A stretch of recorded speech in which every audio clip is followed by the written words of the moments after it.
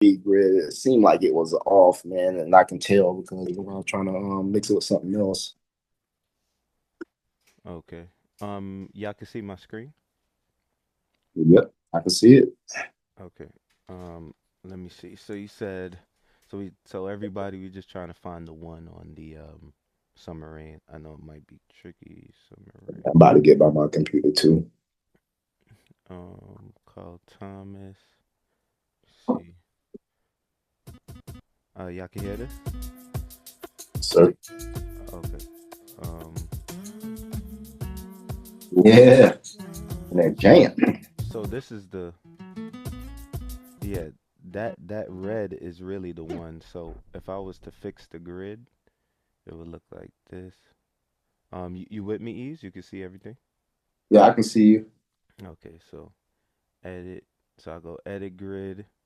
I'm gonna do clear, right? So start fresh. And I want Yeah. that to be the one. And it is the one because it's not that, Oh, you. but you know. Yeah, yeah. So you know what? That's what I did right there. Mm-hmm. Yeah, I'm looking now. Yeah. That's exactly what I did.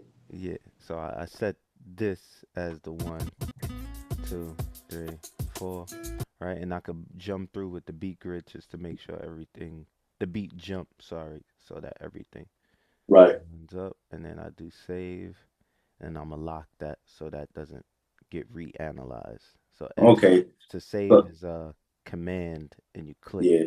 the far left. Well, then I gotta get grid it right, man. I did it right. Oh, good, So good, good. yeah. Very nice, very nice. Summer rain. Mm-hmm. Yeah, the beat grid stuff. For so long, even myself, like I didn't really like pay any attention to it because I didn't use sync or I didn't see any advantages with sync. I didn't like really dig into it till like later with using Serato. But yeah, Yeah. the grid is it helps, man. It's super important, especially when you're Mhm. doing loops on the fly. Like that's what it's taking the information from your beat grid and it's Mhm. matching it to the beats that you Yeah. create on the loop. So pay You know, attention. sometimes Grid. Serato they get it wrong. Sometimes Serato get it wrong. No, exactly, exactly, bro. There's been times where your grid could like start off good, but as you get deeper in the song, it starts going off. But the BPM will stay the same, but it's not on the Mhm. grid. So Grid. So make you know that's another question because Mhm. some of them, some tracks they do start going off grid. So what do you, I mean? I know you can stretch it a little bit and like set another beat. So like, what do you do in that situation?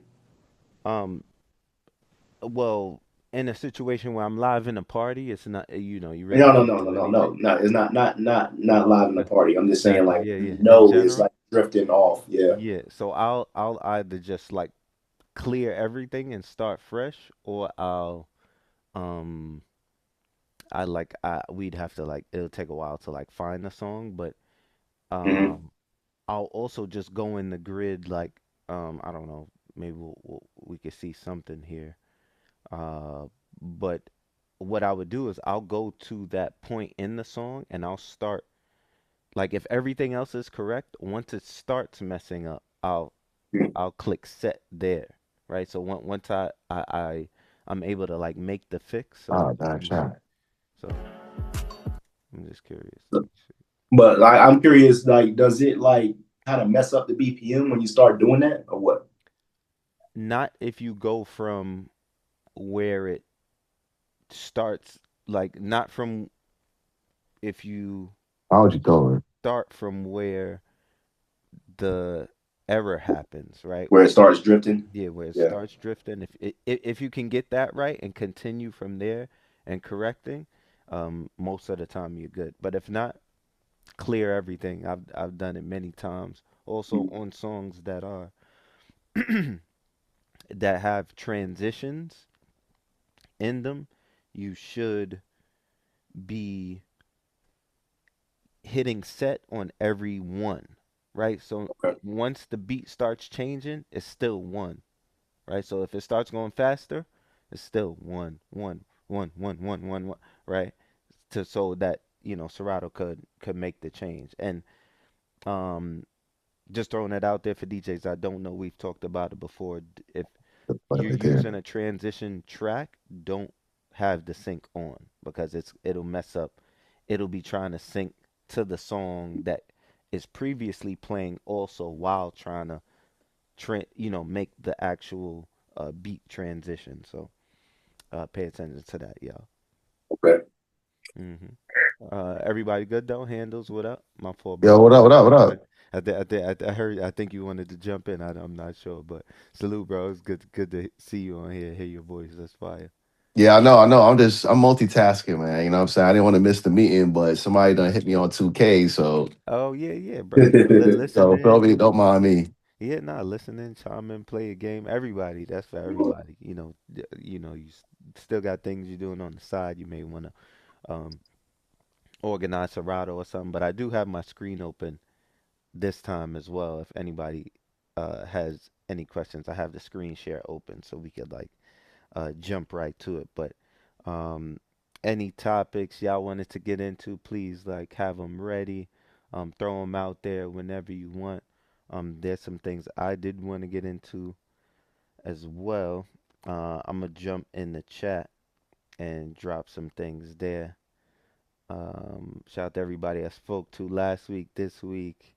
See everybody's inspired, motivated. Some people definitely over this social media era or workflow that we have to do because we're entrepreneurs. But um, one thing I wanted to just start off because I meant to tell y'all about it last week.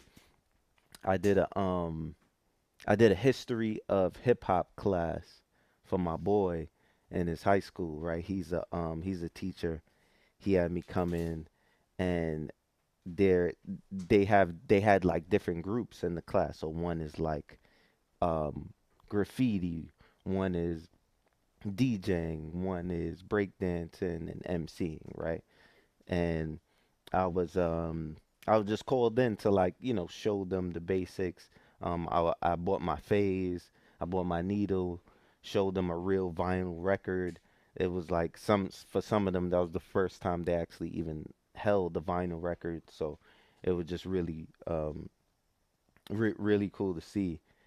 And I got to perform, do my thing, did all the tricks and everything, and some kids came up, they tried their thing, um, and my boy said usually after class if someone demonstrates or something like they're out of there once class ended, but he said like yo, they had lunch after, so like a lot of them just hung around after class, asked more questions and all that. But as far as just the history of hip hop in general, it's crazy to see because I had to do a bunch of research beforehand to just update myself on Grandmaster Flash and all these other DJs that, Africa Bambaataa, MCs Curtis Blow, all of them, right? And it's just crazy, just sticking to Grandmaster Flash in general, right? We could get real deep into the start of hip hop and all that, but one thing with Grandmaster Flash, he really went through all the things that we use today. So even like the headphone cue, him being able to hear the next song, right? It was like, yo, how do I do that? And from what I understand, he went to a technical school, Grandmaster Flash, right? He went to a technical college because he was like into this stuff. He was into sound and wavelengths and radio waves and like all that stuff. So felt like materials like to use as a slip mat, right? He cutting material out to make that easy for him. The needle, why the sound travels from the needle to the yo, it's crazy, man. And then going into like how we live today, right? And how it's such a social media game where like people are at places to say, "Oh, I was there," not really to like really enjoy the experience and be present, you know, there's the repost aspect, the recap aspect, and the whole thing. But back then, when they was just starting all this hip hop stuff, it was just for fun, right? It was like the getaway. And it was free, right? It wasn't about money. Cats was just in the park. You kind of just had to be there. It was one of those organic feelings. And this is just me hearing the story on Drink Champs. I did send it in the Discord many times, but if y'all haven't listened to that, like really listen to it. I think that y'all will be like really re-inspired by it. And just hearing Grandmaster Flash saying how he would uh go record shopping for like 12 hours in a day, not find much, and then go back to the same store, like, and keep digging till he found something, right? It was really all about displaying your uniqueness with your records and what you had. You just really had to be nice and have the records, him creating the whole backspin thing and I forget what he calls it, but he has a certain name for the whole um, one bar loop situation, right? And bringing things back. You couldn't hit a cue point. You had to have two records, right? If he couldn't get two records, he felt like it was the end of the world. So it was such a different priority for a DJ back in the day and what to focus on. And now we've advanced, and I think the people that like really still care about the music and really care about the craft are really gonna go far, right? Um, so yeah, just wanted to start off with that. A little bit of inspiration, but um, yeah, I'm gonna send that Grandmaster Flash video in the chat for y'all, cause we definitely some of y'all need that, yo, real inspiration. So, but yeah, what up, y'all? Talk to me. How's everybody? Yo, first of all, yo, Ernst, are you going to that playground series on Friday? It's here, right? It's one here. Yeah. I did not plan on it, but I'd like to see more info about it. You going? Oh, I was thinking about it, man. Mm, interesting. I'll actually look it up right now, and I'll send the link in the chat. Um, Let me see. Playground series. Who's spinning on that? Playground series. NYC. Um, Moochie, $10 and more. Let's see. Yeah, Moochie, $10 and more. I'm gonna send this link in the chat. Let me know if anybody else is going. Um, you were just gonna go dolo, or you just trying to maybe meet up with some people here? Yeah, I was trying to meet up with gang, man. Oh, I think okay. 6'4" was talking about going, but Oh, where? yeah, you know what I'm saying? Like, Yeah, yeah. That'll be fire, bro. Um, yeah.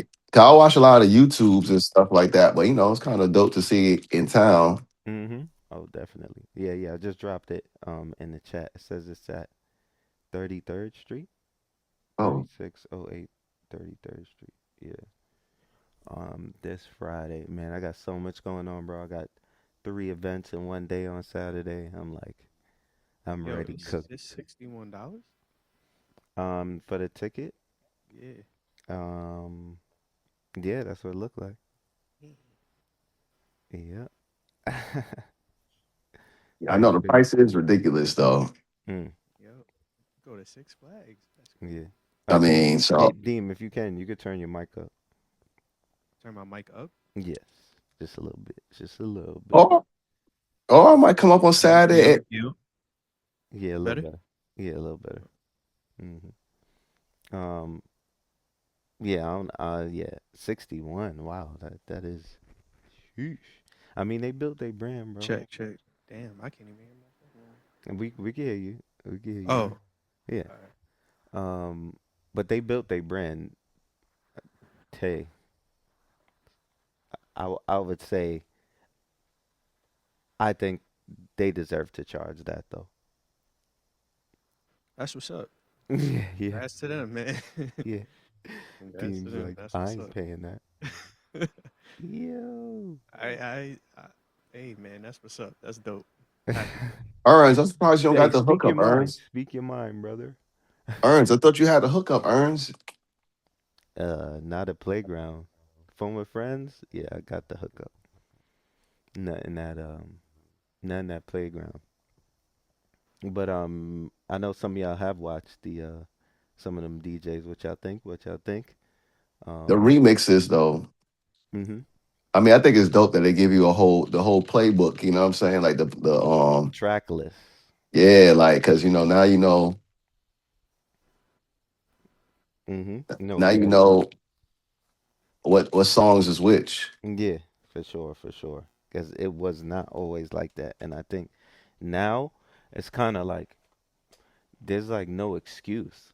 Like if you trying to get new music or more unique music, you got to be listening to these mixes. And I just want to say big salute to Playground Series because I think it's a great platform to do music research and you know analyze the crowd, analyze the changes in energy, dips in energy, song selection, song sequence, right? Like there's a lot of information, and I think that's the era we're in too. You got to use what we have, available. Because what if you can't go out every week and see every DJ? Um, and it being big stage to me adds a little bit more pressure. Most of them, not all of the Playground Series videos on YouTube are big stage, but the ones that are to me like really help you get the full party experience. So um definitely, yeah, bro. Yeah, bro. Um And Yeah, which I checked that. are I they? checked that one out that you sent earlier. I didn't watch it. I was listening to it, mm, got you. and there was one. Damn, what was the song? I went looking for it. Damn, I forget. But as I was listening to it, something interesting. I thought about something interesting. It seemed like a majority of the set was like all remixes. Oh yeah, yeah. 100%. Yeah, I think maybe one song wasn't a remix. Yeah, But but what's your take? like I feel like And remixes DJs is jump cool. in. I don't want people being quiet on here. Go ahead, Where Dean. where Uh-huh. I feel like remixes are cool, but there's like certain songs that you can't play remix for. Like you gotta play the original. Like when he played the Yeah Yeah Adonia mix on there and it was like a remix, I was like, this is cool, but I feel like that's one of those songs where you gotta play the original. Like there's a Mm, feeling to it, and I feel like it really. kind of lost it. But I also wasn't watching it, so I didn't see the reaction. I just Mm, heard that, you just and I heard was it. like, yeah. And I feel like there's been like a lot of talk with like the remixes because of stems and people using a lot more remixes. But I feel like you got to balance it out. Like you got to have some remixes, some originals. Like you gotta find the flow with it. Hmm. Cause it was cool, but to me it was just like damn, this is mad remixes. Right, right. Got I you. think too many is overload though. Like, you know what I'm saying? Like There you go. remix after remix. But I like to see some skill in between. If you're cutting the music up and you're blending it, I think that makes it more entertaining. Mm. Just I agree with that. I agree with that for sure. My I fault, y'all. agree. It's all My right. fault. I agree with Dean. Me and all right, I'm an old school, new school kind of DJ, right? So everything is a time and a place for certain remix, right? So to what Handel just said, there's an overkill of remixing, right? And we attribute that towards the viral moment to make people say, "Oh, you did that." And will I go to an event like that? No, because I know from the jump that will be an overkill on remixes, and it will change. It will change the essence of certain song types, and it doesn't tailor towards the DJ aspect. Like, all right, you could make a segment and transition, and I don't do scratches and stuff. When it comes to me, transition blends. That's what I do, right? So the state of DJing or a state of remixing in general is like you got to know when to remix and what not to remix. And I come off as a hater, but I don't care. Um, Nah, never, man. Never. um, when someone do a remix, I'm like, that don't even make sense. And I just look at the DJ like you gotta ease up a little bit. You know what I mean? You gotta Like relax. you gotta relax. So Yeah. that's my point of view. hmm Nah, I totally understand where everybody's coming from, but I love to hear everybody because other DJs need to hear other DJs. So once again, too, just this is DJ Therapy, and it is Wednesday, April 8th, and we're about to go crazy. So um, tap in, tap in. But yeah, I 100% agree with how everyone feels, and I think um, everything is valid. Uh, I'm gonna say that what Deem said with the whole remix thing. So I know it's like a time and place thing as well, right? So even let's go to Playground series, it being a recorded set that's big stage, but people can listen back to it. It's so many times I see in the comments people are like, "Oh, how come why the guy on the mic doesn't shut up?" Like I'm like, bro, it's a big stage party. Like it was a mix for a certain moment. It wasn't a mix for you specifically at home washing the dishes, bro. Like, you know what I mean? This was a party, So um so that's one thing. Time and place, and you know, you not being able to like please everybody. Just always keep that in mind. I think it's important to try things, but it's important to like really like there's a line where it's like, all right, bro, this is you just overdoing it, or you just doing it just because, right? There's nothing in key. Maybe the measure is off. That has happened too, where people will make a edit and the measure is off, right? Like they should have came in on on on the first bar, not the second bar. So there's that. Uh I think a set that is with a set that has all edits, I think it's okay a lot of the times if you can deliver it well.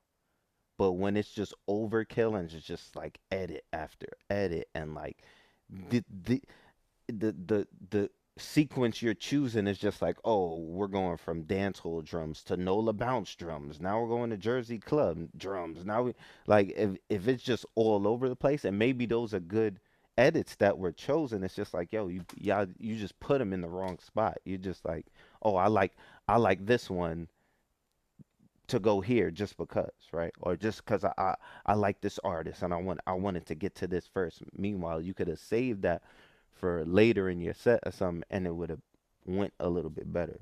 So I think that's something to pay attention to. And there's probably a That's couple other awesome. things as well, but definitely jump in. I see Reed, um, you had a question or you wanted to say something. Yeah. Question here.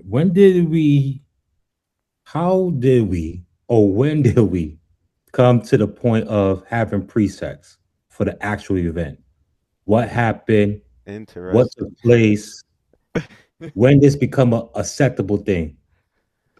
You can repeat that. It cut out. My fault. Repeat that, bro. We just need you to Oh, repeat. I was asking like when did we or how did we come to the position or this state of DJing that we have presets before the actual event, like preset mix. Mhm. Somebody want to jump in? I got an answer, but Oh, and we also talked about it on the last episode, and I was talking to DJ Deem about this earlier. So, facts. um, I guess I'll jump in. Uh, Yeah. I Well, think. what? Go ahead. Oh, I Go was ahead. gonna say just real quick, not to And you could go turn back your too mic up, much. Deem, if you want. Oh, is Yeah, it better if I get closer to the mic? It yeah, might just yeah, be my microphone. yeah, yeah, yeah. I might have to switch my mics out. No, okay. Um, but And I what was feel I like saying? you're only coming through my right, but I don't know. Oh, is that? I'll figure it out. Yeah, I'll it's all figure it good. out. It's It's all good. probably I got mad just audio equipment. Yeah, But yeah. what was I gonna say? Oh, so first off, I feel Mm. like when it comes to the remixes, like kind of like what you with what you said, with like, yo, you can like play a whole set, but I feel like it loses its like the wow factor of it, where it's like if I play all remixes, I'm not gonna get wowed by the next remix. Like you got to give it room to breathe. You got to give it space. So when you do come in with the remix, it's like, oh snap, like I wasn't expecting that. But if it's remix after remix, then obviously you're gonna expect the next one, and it's not gonna hit as hard. So I think it's a matter of like I said earlier, like balancing out. But like presets for events, I feel like honestly, I feel like there's uses for it, but then there's also like we spoke about earlier, where it's like you got to think in terms of vibes because anything could happen at an event. You know, like the example you we were talking about earlier, you had to go in completely different from where you had originally planned to go. Mhm. So it was like, all right, cool. Like if you're planning to play soca, and now you got to go to trap, can you do that? I think the new thing with like pre-planned sets has a lot to do with not a lot of practice. It has a lot to do with like you see people like the talk with no headphones during while you're Mhm. DJing Mhm. means you practice while you're at home and you just perform at that point. But at what Mhm. point is it DJing and at what point is it performing? When you think of EDM and you look at the EDM festivals, they're performing. They don't have to change their songs. But when you're in places like this, spaces like this, the vibes can change at any moment. But at what point do you separate the two? Because yes, DJing, you're performing, but at what point do you separate the art and, the performative side of it? Mhm. Um. So What you say, headphones versus no headphones? yeah, I just like to type the notes so Oh, if anyone jumps in late, they can see what was talked about, what we talking about. Um. I mean, the Um. headphones versus no headphones. Have we talked about this before? Um. Well, Deem just mentioned it, so I just typed it in the chat. But I'm gonna answer your question as far as like you said when did we get to like having pre-made sets. So um I think I think a lot of DJs were old. A lot of DJs on the newer side, newer DJs, they got into the whole like, oh, okay, I'm gonna just do this set and I'm gonna stick to this set, right? Um, Sometimes that is due to limited music selection or their library, right? They don't have so much to choose from. So it's like, all right, I really got to lock in on, okay, these songs I think are going to hit and, get the crowd going. So I think that's one thing. Um, Two is if it's being recorded, right? I think it's about like execution. So it's like you can rehearse a pre-made set over and over and over and over so that when you get to the event, it's flawless, right? Or it could come off like, especially bro, if you have things like tone play and word play within that set where there's a wow moment, that to me can call for a rehearsed set, right? Because it just got to be fresher in your mind, the muscle memory, the pad work, the save, the loop action, you being able to Would you like do that? all this stuff is heavy rehearsal. So I think it's circumstantial, but I also think that works best when the set is like to me 2 hours or less, right? If I'm doing a 6 hour gig, I'm going off of whatever I prep my library for the years I've been DJing, right? But if it's like, all right, maybe it's big stage, maybe it's getting recorded, maybe you really the stakes are higher and you don't want to sound repetitive from your last set that maybe also was recorded, right? So it's just being a lot more intentional. I don't want to say I was against it. It's not something I always did, but as of recent, me putting it into action, I have more fun doing those pre-made rehearsed sets because of the reaction that the crowd gives you. It's like, oh wow, like this to them it looks like, yo, this guy's just freestyling and he's playing great music and he has these amazing transitions. Meanwhile, you like really studied uh for that event, and I think it makes a difference there. But there is a difference in like being able to read a crowd and give them an experience. Like Deem said, it's times where it happens and the crowd may need this. They may need this. You prep this over here, but they may need this. So sometimes you may want to give them a little bit of what they need and then go into what you do. You know, you could do that or the reverse. But yeah, jump in here. Jordan's phone got a Yeah, hand up, and DJ Dean. yeah. So now just piggybacking off what you said, and also to answer what my other brother said. I mean, with the pre-made sets, like you said, like that's something that new school DJs definitely like do. And the reason why I say that is because I'm a new school DJ. I started DJing about 2 years now. Still fresh in the game. And I remember my first gig. Um, my friends they put me in like a typical like prime time slot, like it was a 2 a.m. slot, and I had pre-made that set like with bangers, like because I'm like thinking that's what the crowd is gonna want and need. But that first set that I had, that was the first time I ever DJ'd in the front of a live crowd.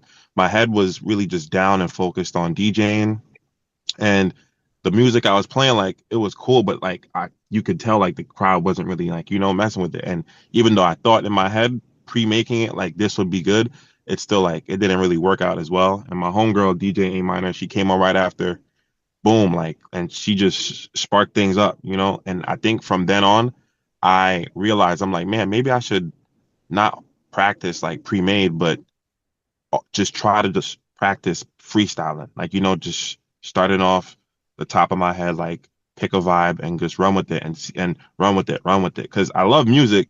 Every DJ, I'm pretty sure they love music. We all love music, you know. But it's really about reading the room.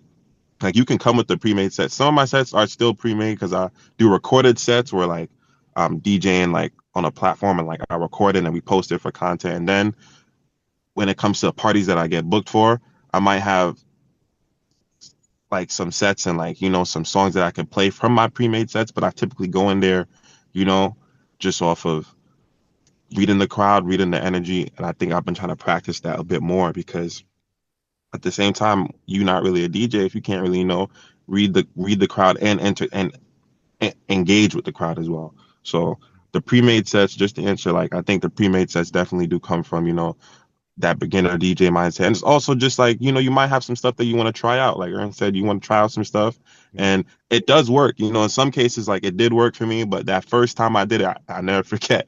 I didn't want to DJ after that. I was like, man, maybe I'm not cut out for this. But it's a learning experience though, for sure. Salute. I appreciate you sharing that. Nice, nice. Well, don't get me Great. wrong. I think you should have a set because you gotta be prepared. You know what I'm saying? Like, not saying that you go have to play through it, but it just give you something to like fall back on. Like, that's like you going to the club another day and then seeing that how these songs work. I feel like you should know that because you got. I feel like you got to go to the place and do your homework.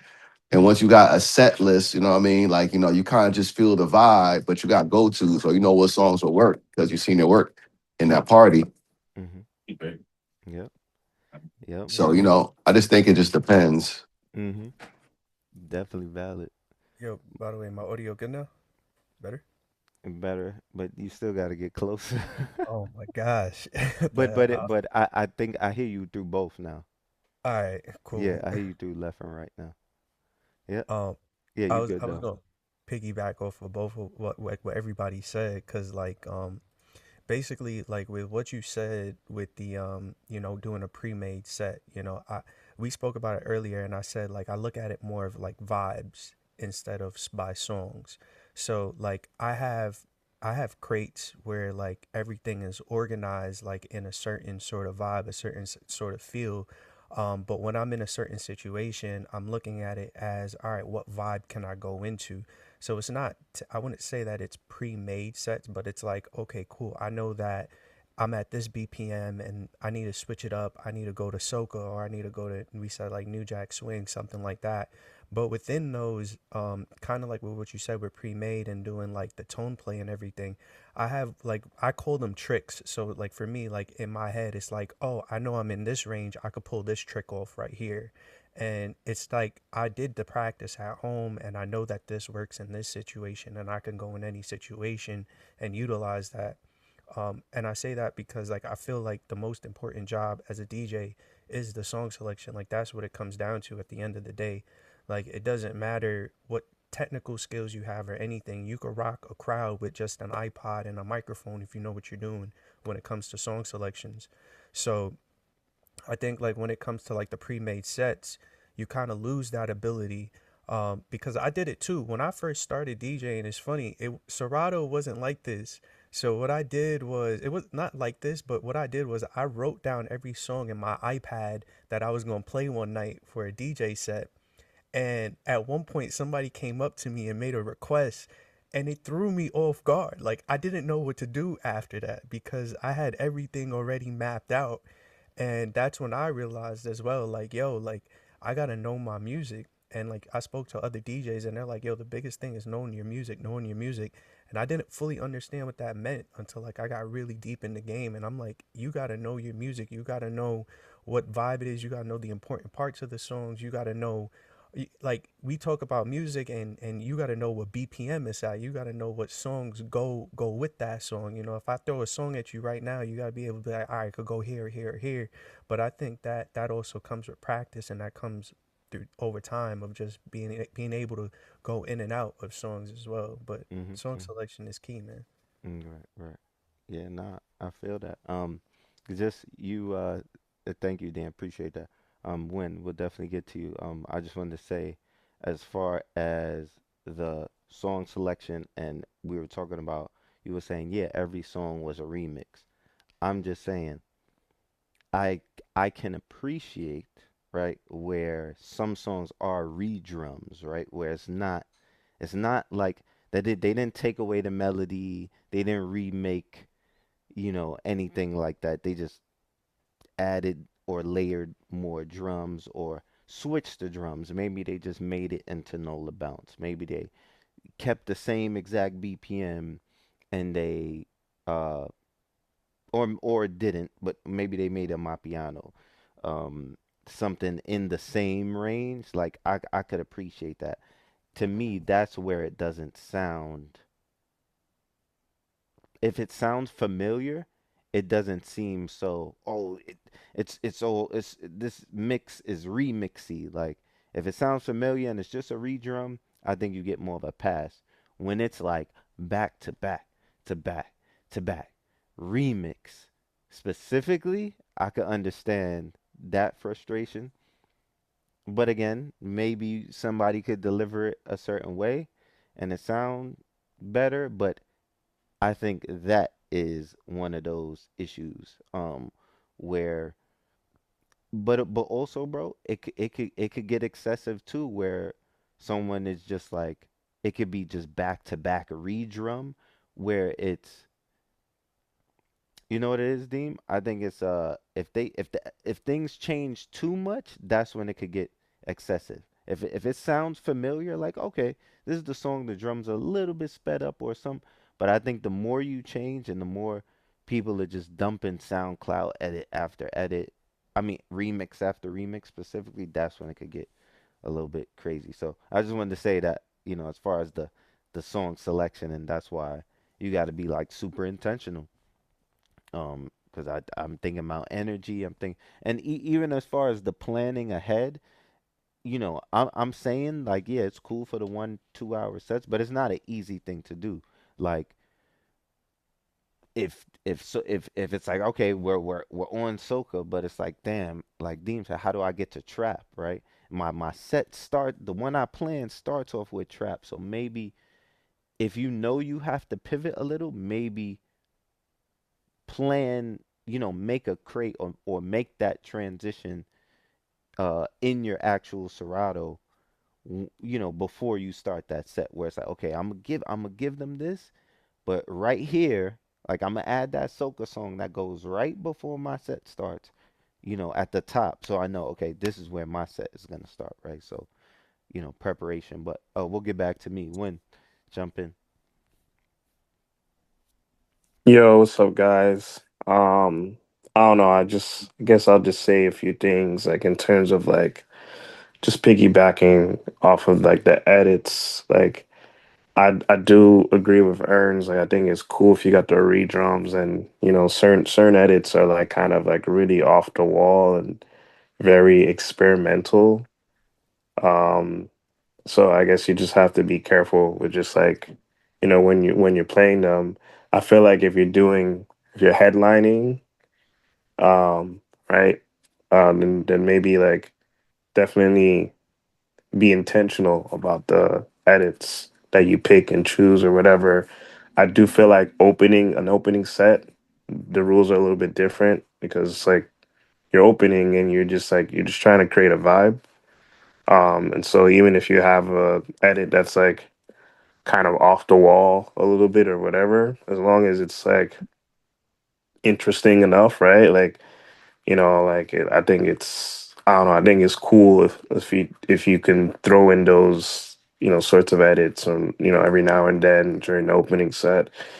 Um, so, um, yeah, and then I guess going back to the whole thing about like pre-made sets, right? Like, uh, I would say like I do think it's good to come in with an idea of what you're gonna play, but then like being able to like I guess like adjust when needed, right? And reading the crowd and doing all of that stuff. Like, um, I would say that um, my first residency, I was playing for like what I want to say like I would get in around like 7, 8 o'clock, and I would finish around 1, 2 in the morning. And I feel like starting off with a residency like that was helpful because it was like, all right, like it's it's long, it's like you got to play for the long run, right? And you can't just like Mhm. play mad bangers and whatnot. Like you have to like kind of Pace yourself. disperse. Yeah, you got to pace yourself and you got to like distribute things out a little How bit. many So hours is that? that's like 4 hours. If it's like seven, it's five, right? 7 to 2 or something like that. Eight to 2 would be like Oh, okay. four, right? Maybe like 4 or 5 hours, right? Hmm. So like, I do think those sets are helpful to do, and it's good to have those kind of sets. And I would say like nowadays, when I hear DJs play, it's like I feel like there's not enough DJs doing those sorts of sets. Like they get kind of like winded, after an hour or whatever, No right? endurance. Hmm. So, um, that's one thing I will say. Um, the second thing that I will say too is that like it's just funny to me, like the whole preset, like basically like planning what you're gonna play, like song per song. I feel like even I've seen some seasoned DJs do that too, where like they've been DJing for years, and they'll pull out the same set every single time at their own party, at other parties and stuff like that. And it's a weird thing because like sometimes it does work, right? Sometimes it does work every single time, and like it's one of those weird things where like I think if you have a loyal following, and I think if like a lot of people know you as a DJ and just enjoy going to your party or just enjoy listening to your sets, I feel like less people care that you're doing the same set every time, or at least those people don't care. Hmm. Um, but I also feel like you could be like, I don't know, I can't, like, I feel like I can't DJ in that way because like I do feel like there's gonna be a point in time where you're gonna get in front of a crowd and like they're not gonna want to hear that set. They're gonna want to hear something else. They're gonna want like, if you are like, if you have a generic, you know, pre, whatever, right?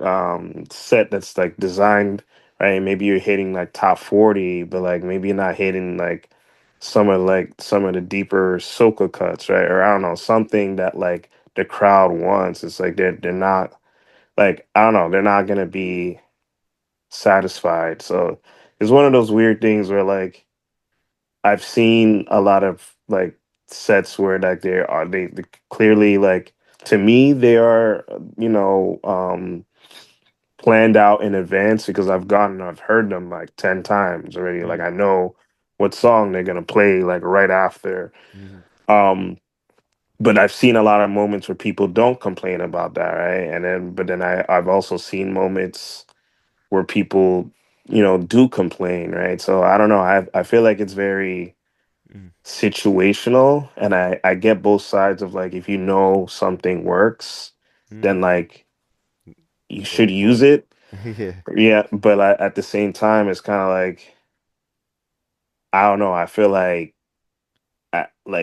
as a DJ when I'm going out, like it feels kind of stale. But like they're, you know, like I got to remember too, like they're not trying to appeal to me. They're trying to appeal Correct. to Correct. That's everybody what I was gonna else. say. Yeah. So Because it's like, at the end of the day, yeah, that's really like we may remember these things, but like the average person, they not l- l- right, they're not listening as hard, and I just don't think no one parties that much where I'm at every single one of your mixes, you yeah, know. So as an average party going, but us as mhm, DJs, I could see us really catching on to things like, oh, yeah, and it happens with all DJs. Like there may be one thing I do a lot that works all the time, and I've seen DJs take some of those things, right? And I'm cool with it, and I get it. But yeah, I think that's one of them things that you got to do what works for you. I also, and just saying when as well, I find myself because I'm such like a nerd of the craft, we could overthink ourselves, right? Like hmm, where we're like, oh, like should I do the set again? Me, like we overthinking it. Meanwhile, that's what everybody wants. They want you to do that, and what you known for. So Yo, I so was yeah, actually gonna say that too, because I mm, definitely get where you're coming from when, and because I've thought of it myself sometimes, and it's like, damn, I know this is gonna work, but I've played this blend or I've played this trick as I call it like 1,000 times, but I'm like, I yeah, know it's going to work. yeah, It's like it's kind of like being like you think of it like in a different light, like being a rapper, and it's like, yo, you have your hit song. It's like you have to perform your hit yeah. You song. got you gotta You know, perform yeah, that. but I Yeah, right, get it too, like where you're at with it, where you're like, like you're playing the same thing, like at least get a little creative with it at the same time. Cause I fell into that as well, where it's like, yo, I know this set is gonna work, especially like me doing more private events. It's like I could play a wedding today and a wedding tomorrow. I think Ernst taught me this. Like I could play the same wedding today and the same wedding tomorrow, and I could play the same exact set. I don't mm-hmm. have to change a thing, Nope. and it'll work. Especially if it's a But similar crowd, like right, do the same hundred exact percent. thing. I yeah. feel it. Uh-huh. Go ahead. I was just But gonna go no, ahead, Dean. you could say what you was gonna say. So, I was gonna say like I get all of that, and I think I agree. I just I guess there's a other side of it too of where like yeah, DJs are not we're not the majority, but like some DJs are promoters too, right? So if like if I go out and I feel like, you know, like a set is kind of stale or whatever, like I may not want to hire that DJ for like my own party or whatever. Or like the other side of it is like, okay, like if you are doing a like a pre-designed set like so much, it's like now like when you get to a playground, right? Or when you get to I don't know, a boiler room or whatever, it's like I feel like it's harder to let the creativity ooze out because like you're so used to doing something one way like so much, right? So then it's like I guess you could just do that set, right? Because then like maybe there are people who haven't seen it still, but I don't know. I just like there's just certain like I don't know some certain transitions that I be hearing people do, and I'm like it's cool, but it's like like respectfully, you're not gonna beat me in a battle because like I'm just like I'm gonna approach it in Yo, a different way. where this stuff Or, starting to or get personal. I can feel, nah, what, I what, felt what's that going too. on? Yeah, like, I'm just saying is just like, yeah. like I'm gonna do some more interesting shit because I already know where you're gonna where you're gonna do. But I guess the other point is like, yeah, it doesn't matter what I think, right?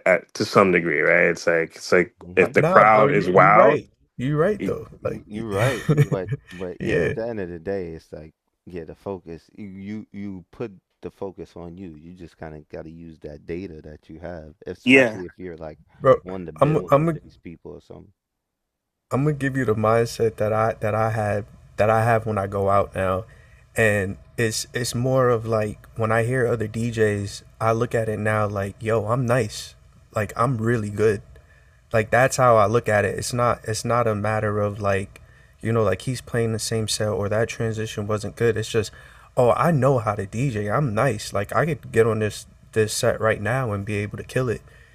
I think it's more of changing the view set to see where your skill set is at hmm and realizing like, yo, this person plays this same set every week, but I could come through and play a brand new set every week, bro. That's a skill. That's something that not a lot of people can do because one that takes time, one that takes you have to know music to be able to say, all right, every week for an hour, I'm gonna bring a brand new set, bro.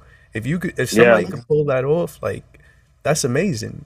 So I think it's just changing the mindset now to like, yo, I'm nice, bro. Like I'm ill. I'm elite out here. Yeah, for real. I yeah, think yeah, I yeah. think I think you gotta like my personal opinion. I think DJing, like if you could be a good entertainer, number one, because at the end of the day, it's not about us; it's about the people. hmm So when you playing for the people, I feel like you should have go to. It's like everybody know a New York set when they hear one.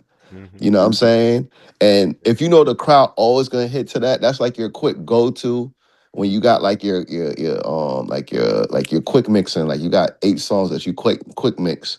You know what I'm saying? Like you got like maybe 15 of those that you would do. But I Hmm. also feel like, when you're reading the crowd, you're entertaining, things gonna come and you'll kind of see what's happening. But if you're more of an entertainer and you could mix, I mean that's the win-win right there. Oh yeah, for sure, definitely. Hi y'all. I wanted to get off the mic. It's Bree Galore over here. You're DJ D, am I related to what you said about seeing it through different eyes? Because me watching someone DJ a hotel lounge with their pre-recorded mix is what made me pick up a controller in the first place. Because I was like, oh nah, I really might be good at this. Let me try something. nice. Yeah. But some DJs are lazy too, you know. I mean, some DJs kind of look at it as a job, and you got some DJs that really love it, and I think that separate people. If you really love it, like Earns is constantly learning, but you gotta really love it. Even just organizing. If you're organizing your library all the time, you're Or gonna have you gonna know your music. So kind of jumping through a soca crate. Those are pre-made sets too, by the way. You know what I'm saying? You put all hmm the hits. How you play them is hmm different, but they all pre-made. So if you got a pre-made dembo, a pre-made dancehall, a pre-made soca, a pre-made hip hop. I mean, it's just really how you feel like playing it, and because I feel like you do need to see those hits, hmm songs that are supposed to be hitting, hmm and you should kind of be a good judge of when to play them because it's all about how the party's going or how you play with other DJs because some DJs may get on and may try to burn you, but if you hmm know your music, you'll kind of switch it and say, you know what, I'm gonna go a whole nother way and I'm gonna come back around, but you gotta know your music to do that. Yeah. Yeah, yeah, There's yeah. a there's another thing too with that, Hmm. and early on somebody told me it's not what you play, it's how you play it, right? So it's like we all could get the same 10 songs right now in this room, and we're all And gonna I'm gonna play it. wash all y'all up. Nah, nah, Let's try nah. it. No, I'm joking. Yeah, yeah. Let's do it. Nah, go ahead. but um, So, but yeah, I feel like we're all gonna play it differently. So like kind of like what Win was saying earlier too. Like when people like I've been in spaces where I've had residencies where I've had to play for 5 hours. I've had to play for 6 hours, and you have to do that every single week. Sometimes Friday and Saturday. That's when I first started doing this full time. And there's only so much that you can change or you could switch up. But What I realized what I can do is change what I play and how I play it. What happens if I play this song in front of that song? What happens if I do this with this? So having the same library of music, but just going, all right, cool. Like maybe I play this song first. And what I realized with that was a lot of times I kind of figured out, I'm not going to say perfect because everybody has a different viewpoint, but the perfect way to play a group of songs. Like I have my 90s hip hop vibe that I go off of, and I have the perfect way to play all of that for about 30 minutes. And I know what that is, but that took hours and hours and hours of just maybe this song would sound good in front of this song. Maybe I should play this part with that, play this part with this, Mhm. and discovering that, you know. So I think it goes to it's not what you play, it's also how you play it as well. Mhm. Yeah. Yeah, that's true. Facts. That's true. I mean, first of all, commend you for doing 5 hours. A lot of DJs can't really play for that long. Yeah. I Not prefer at longer all. sets. I don't know about y'all. What'd you say? What she said? You say you prefer them? Yeah, I prefer longer sets. I Right. mean, I'm a baby DJ here, so not too much, but I Mhm. had a 3 hour set last month and I was like, yes, this is my pocket. I could stay up here forever. Right. Right. Yeah, nah, That's dope. That's I Yeah. dope. feel you. You That know, 3 hours go by fast. I had Yeah. an interview. Does. It does. I Mhm. had seen an interview. I forgot who was. I think it was Showcase and Flygerian, and they were talking about. And I think Millhouse was on there. They were talking about how they have like a spot that they go to once a month, and they just DJ there for about 4 to 5, 6 hours, and how like it should. It's like sharpening your sword. You know, like making sure that you not still got it, but like see what you do have. Like like some tracks that you might have not played. Mhm.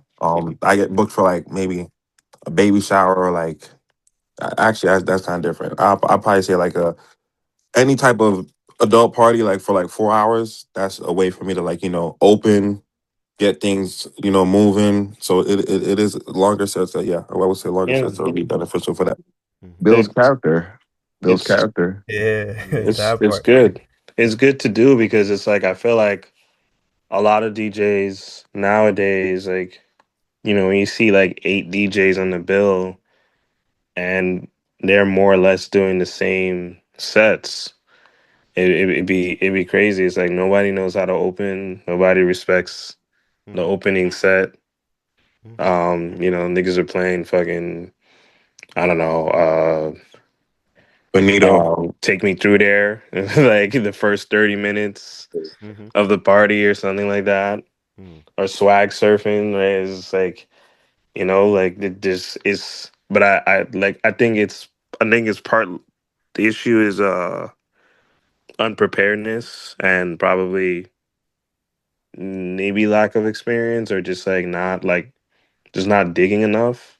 And then the second thing is just everybody wants to be a star. Everybody wants to be like the DJ that's remembered as like the person that made the party live. But it's like it's not always about that. It's about like passing the baton, right? Like it's pass the baton, make like create a vibe, Mhm. right? And then whoever has the headlining, whatever, right? They do their thing, and you're supposed to set them up nicely. But it'd be weird. It's like you about to get on, and like someone will be in a certain pocket, and then they just try to hit everything. They try to hit dancehall. They try to hit soca. They try to hit like Bro, I trap. hate it. All I this stuff hate it. right before you get on, and you're like, "Yo, what the fuck are and you doing?" Like, and just you know what's funny one? It's crazy how it happens.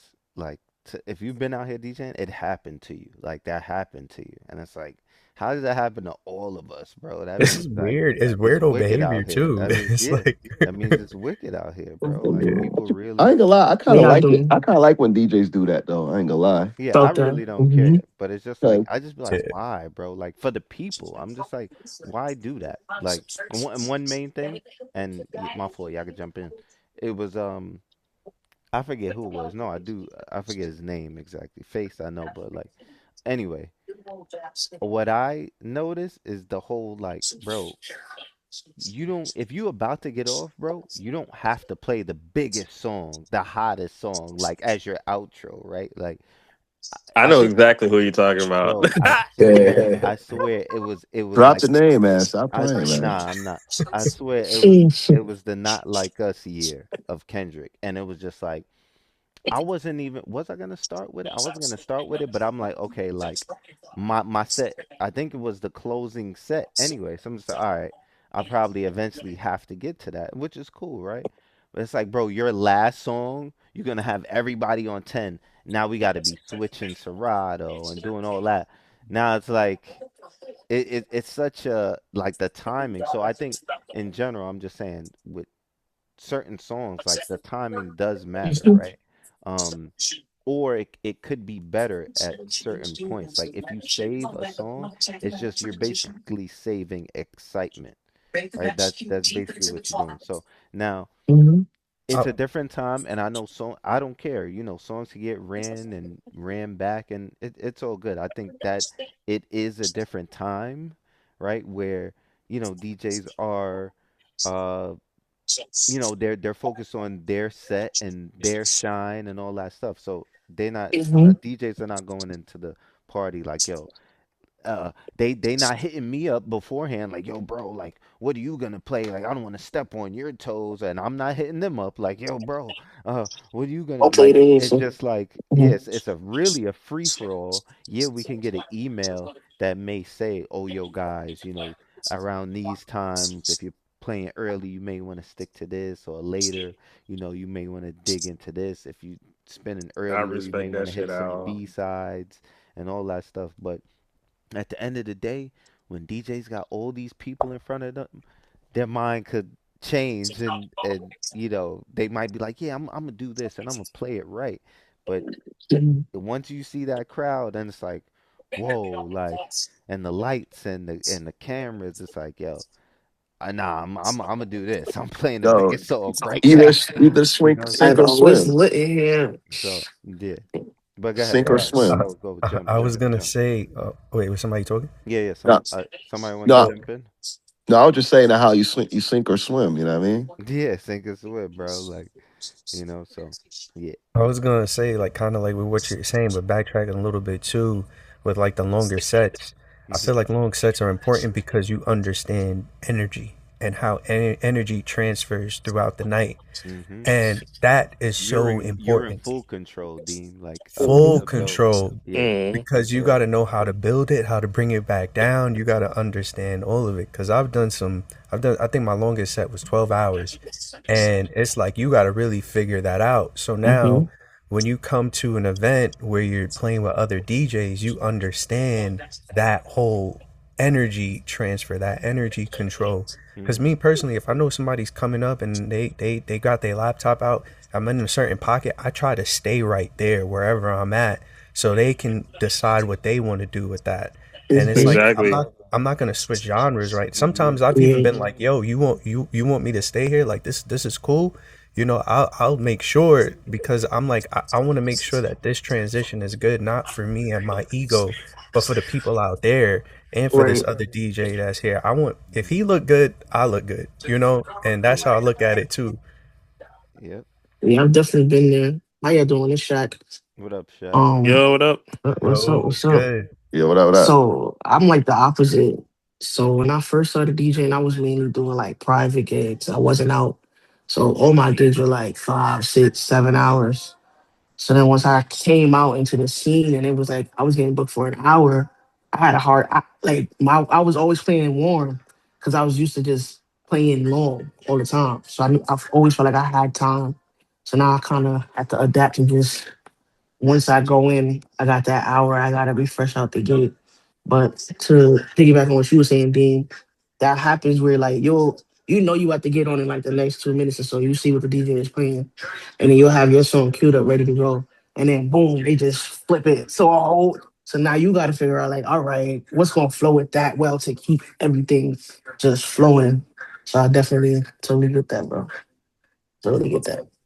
But come on, Yeah. guys, you gotta be honest though. Like, you know what I mean? These clubs, man, they don't care, man. You know what I'm saying? Like, I personally feel like it's all about the crowd and the people you're DJing for. But like I said, like if somebody is trying to pull that card and play all the hits. I feel like if you just up your energy and kind of like just show them like, yo, you could play like 90s R&B and get the crowd singing and swing it back to trap or something, you know? Oh yeah, no, definitely. Yeah, So yeah. that's I mean, y'all heard DJ Booth play, right?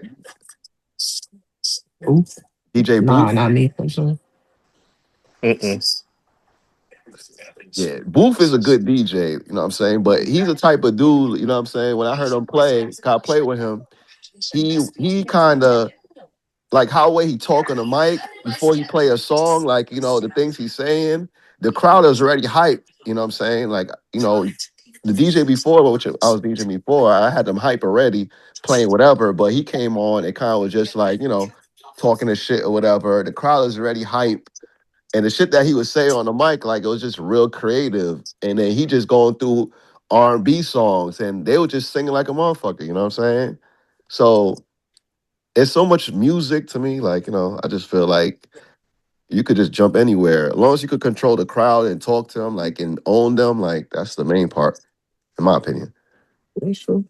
Yeah, yeah, and I think what you're saying is true too about like the crowd. Like I feel like the younger the crowd is, like a lot of the times they don't care. Like they want you to like pull up, you know, like the hottest song of the year like 3 or 4 times in a night or whatever. As long as it's not like back to back like too, you know, like the window is too short. But like I feel like they care less, and I feel like older folks care. I don't know. This is an assumption that I've just made in my head, but like I've just seen like crowds before where they're like, yo, like this person already played that, or like, you know, or whatever, right? Like they're looking for something different. But I feel like um when it comes to younger crowds, like they care more about the energy, right? So if that song is gonna give the energy, then like it's like, all right, you could play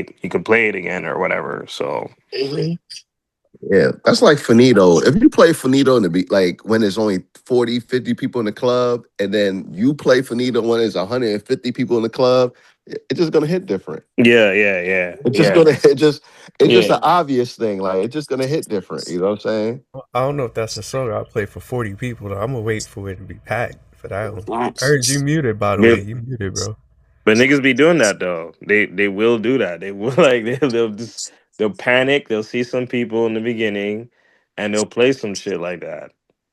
Nah, Um, that's weird. you know, or like I've seen it 1 2 step, right? Where it's like I guess 1 2 step is a little bit more on the softer side, right? But that's not something I would play in the first hour of a set. Like opening, like I'm not playing 1 2 step. Why? But Oh yeah, that, yeah. Oh, first, yeah, yeah, yeah. I need yeah, all people of on the that floor, goes, bro. and I feel like all of that just goes to knowing your music, bro. Like, there's so much other songs you could play in that same exact range for both Mhm, Finado and 1 2 step mhm, that like kind of give the same sort of vibes, the same sort of feel, mhm. So I think it goes back to just knowing your music, man. Knowing your music, studying your music. Facts, facts. Yep. And linking with Earns so they could get that exclusive library. Yeah, Facts. a Like, you know little what I bit, mean? little bit.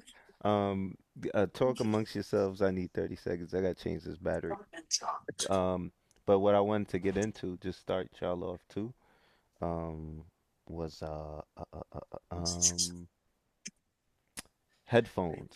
Like why DJs DJ with headphones or not. So I don't know if one of y'all want to start that off, but I just gotta change my Yo, headphone I mode. seen the funniest post about that. Somebody was like, "Yo, if you DJ with headphones, you're whack." That's insane. Wow. That's rage bait. I mean, listen, if your library is that queued up and you know your library, like Ern's library is thorough. So if his library, if he still DJ with headphones, I'm convinced that you got to use some headphones. But some DJs just know they shit like that. I can't knock them, you know what I'm saying? I mean, to Yeah, me, it's cool, but I feel like if I see you DJ with no headphones, I'm not judging you, but I feel like my music library is way more extensive than yours because I'm gonna go anywhere. I don't go walking into any set. I don't even know what I'm playing. Like I'll have ideas and be like, all right, this is a 30-year-old black event. I know exactly what I'm gonna have to play here, but I could end up playing house music at the end of the night. I could end up playing salsa. I could end up playing, so much different genres there that I'm like, if I don't have headphones, I'm not gonna trust myself to be like, let me mix this with this and not even know what it sounds like. So I don't know. Yeah. That's my Yeah. take. No, I get that. I think I just feel like whatever, if you don't want to DJ with headphones, fine, right? I do feel like you probably could have an extensive library, and I mean, maybe there are people like that who just they know their music is so prepared that they're able to do it. But I also think that like I think it's kind of lame to be like to come at DJs that wear headphones and make it seem like if you wear headphones like you're less skilled. And I've seen stuff like that before where I've spoken to some DJs and they're like, "Oh, like like y'all need headphones or whatever." And it's like, what the fuck is that supposed to mean? Like you play the same set. Like so it's like of course you don't need headphones, right? But yeah, I don't know. I just feel like if you are using headphones, most likely you're trying to make sure that you don't train wreck, right? And that you're beat matching properly. Like um that's what a DJ is supposed to do. Like you wouldn't go to a hibachi restaurant and be like, "Oh yeah, like look at this chef, like he's using, I don't know, like these certain knives or whatever." He'd be Hello. like, Hi, I'm dropping off kids at Mhm. 116 Byway. 160. Mute, Shaq. Mute, mute. My fault, yeah, my fault. Go all ahead. good, all good, all good. Yeah, yeah. Like, or you wouldn't go to a mechanic and be like, "Oh, like you're using Look, using a fucking wrench. uh protection for your eyes," or like saying like it's like what type of dumb shit is that? Like I don't get it. But Look at him using whatever. a screwdriver. Right, Yeah. right. Yeah. Yeah. I don't know. I wonder if So the people who are DJing without headphones are reading the wavelengths. Because honestly, I feel like if you have a musical background, you can kind of see what's about to happen, but you should double check it. Like, I'm not at a space where I feel like I could play with no headphones, but there are songs that I can cue because I'm like, I know what this does specifically. Mhm. Yeah. yeah. Yeah, Yeah. I've done that. Oh, Hey, sorry. y'all. Hey, hey. Hey. Oh, that's good. I've definitely gone through runs of sets where I don't use the headphones, and it's just because I've played those songs kind of like so much that it's kind of like the back of my hand. So, but definitely not doing entire sets without headphones. Like that's Mm, crazy. mm. Yeah. Yeah. Yeah. I So remember one time even showing up to a gig and I forgot my headphones at home. It's my residency. I still went on Uber Eats and I Ubered me a set of headphones to that gig. I was like, I don't trust myself. I've been doing this a long time, but I don't trust myself to say like I'm not gonna take any risks, nothing's gonna go wrong. Like I wanna hear what's going on before I play it through the other side. I just feel like, it's more than just like not being unprepared. However anybody looks at it, it's listening to what you're doing before you're doing it. Like kind of the same analogy that Win said. If you're cutting something, they tell you measure twice, cut once, right? That's how I look at it. mm, yep, yep. I was gonna say yeah. To get serious, shout out to Bree, bringing that up, and shout out to Badriana for being honest with the headphones thing. One thing I noticed though, when you're using headphones, you may not need them, but because you have them, it can be a distraction for you if they're on, right? If like Badriana said, I done mixed these songs mad times. Why am I queuing it? Why am I queuing it? If I know these two go together, it can actually slow you down. I've seen it happen to myself where it's like, yo, what's the point of the headphones? Like the numbers match. I know the grid is right. I done mixed these songs mad times. The cue point is right. I can read the wavelengths. Waveform. Sorry. What do I need the headphones for? So it can, as far as your sequence and your movement, you may have more fun without headphones because you're feeling more like the person in the party, right? You're not queuing up. You're not taking a second. You're like you're with the people and how they're hearing it. You're not getting no break to hear something else, nothing. So just I'm not telling none of y'all to not use headphones. I'm just saying if you mastered your library and the grids, um, it's okay to try it. I'm not, you know, Uh, can I'm I not pose on a either question to side. that? I think it's a preference thing, for real. Can I But go pose ahead. a question then? And Like to and anybody, sorry, and this Dean, is, and I'm saying uh, this, but last thing, if you're gonna do that, you gotta trust that your BPM and your grids are 100% correct. Because if you're trusting a number Yeah. and it's off, and you maybe didn't rehearse that, then you're probably that's where you're gonna get your errors. So if you don't use headphones, your grid and your BPMs better be perfect. But go ahead.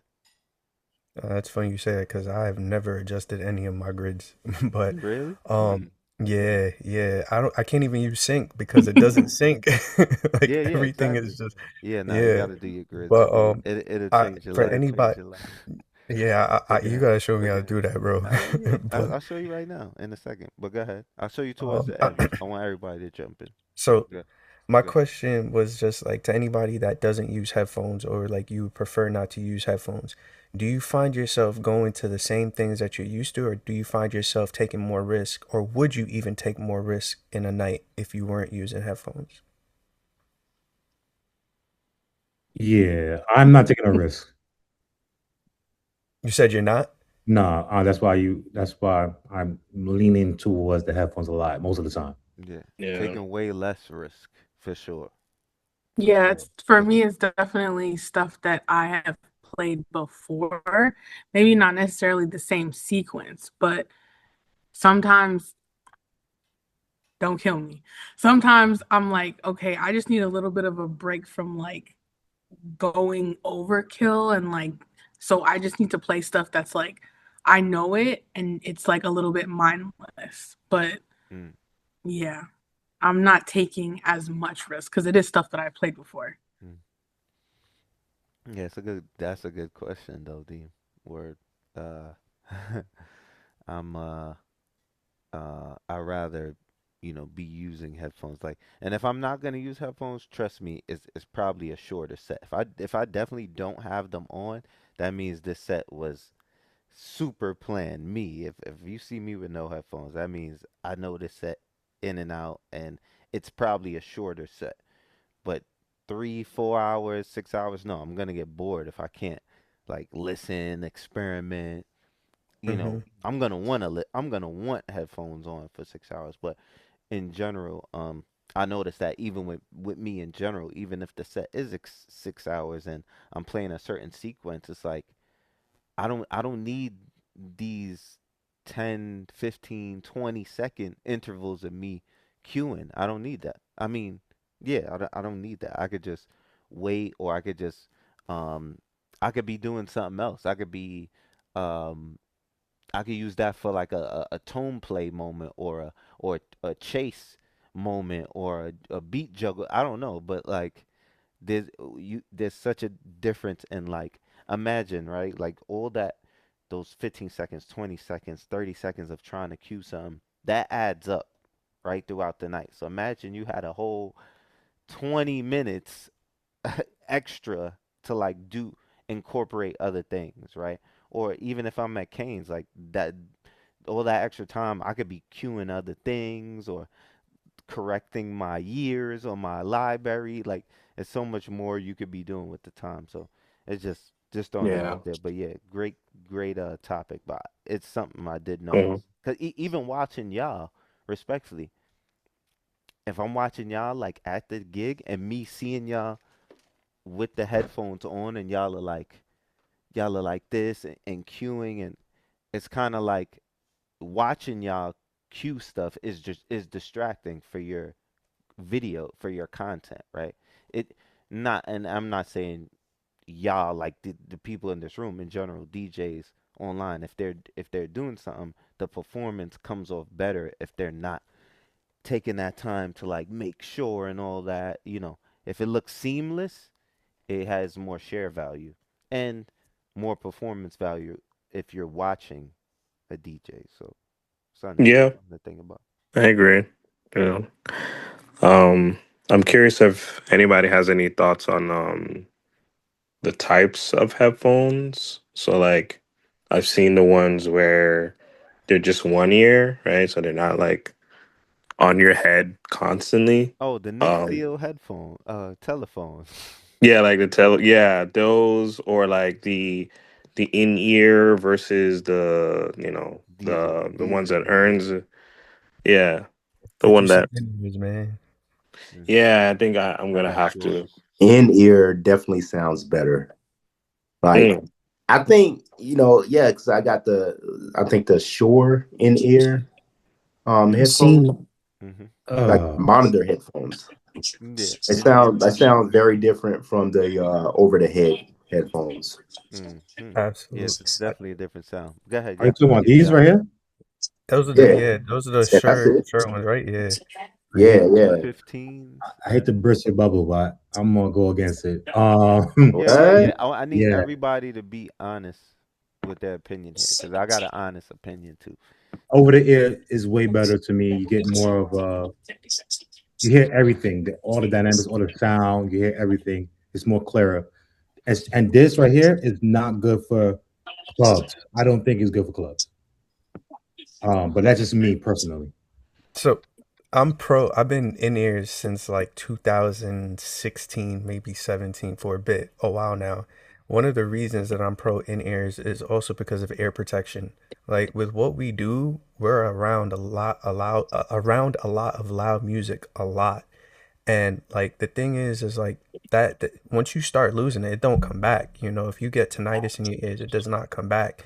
Mm. And whenever I'm DJing, like I use in-ears at home, like these don't come out. They stay in there. I adjust my volume and I can have it mad low in a party and not have it blasting in my ear versus having an over ear and it's blasting in my ear because I can't hear anything. Mm. That's facts So right there. That's facts right there. yeah, so you Because gotta you protect know, your ears. yeah, that's facts. Yeah,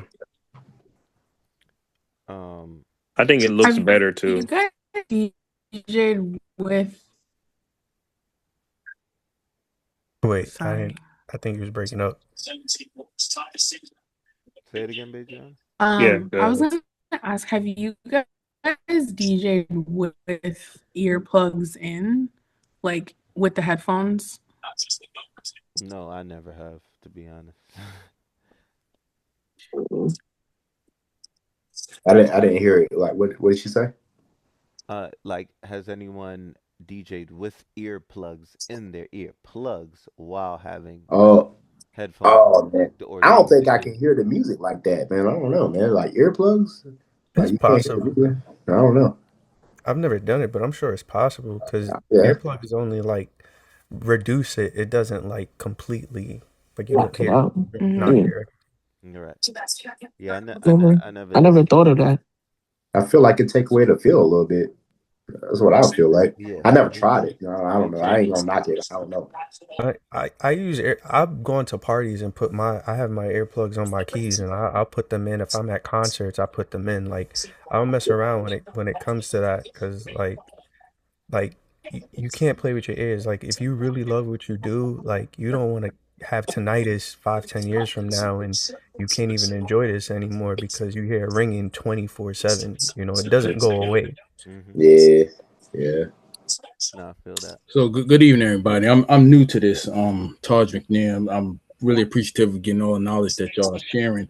Uh-huh. For me, I'm still learning this, and right now I'm using earbuds, and I find it, you know, working for me right now. I don't know what the future may hold as far as headphones or so forth, but right now the earbuds are doing what I need to do to be able to listen to the music before putting it in. So that's just my thoughts on it.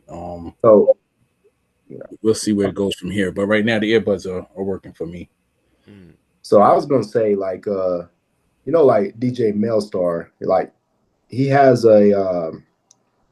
he can't hear in one ear or something like that. Something happened in 9/11 that Mm. Hmm. he can't hear in one ear.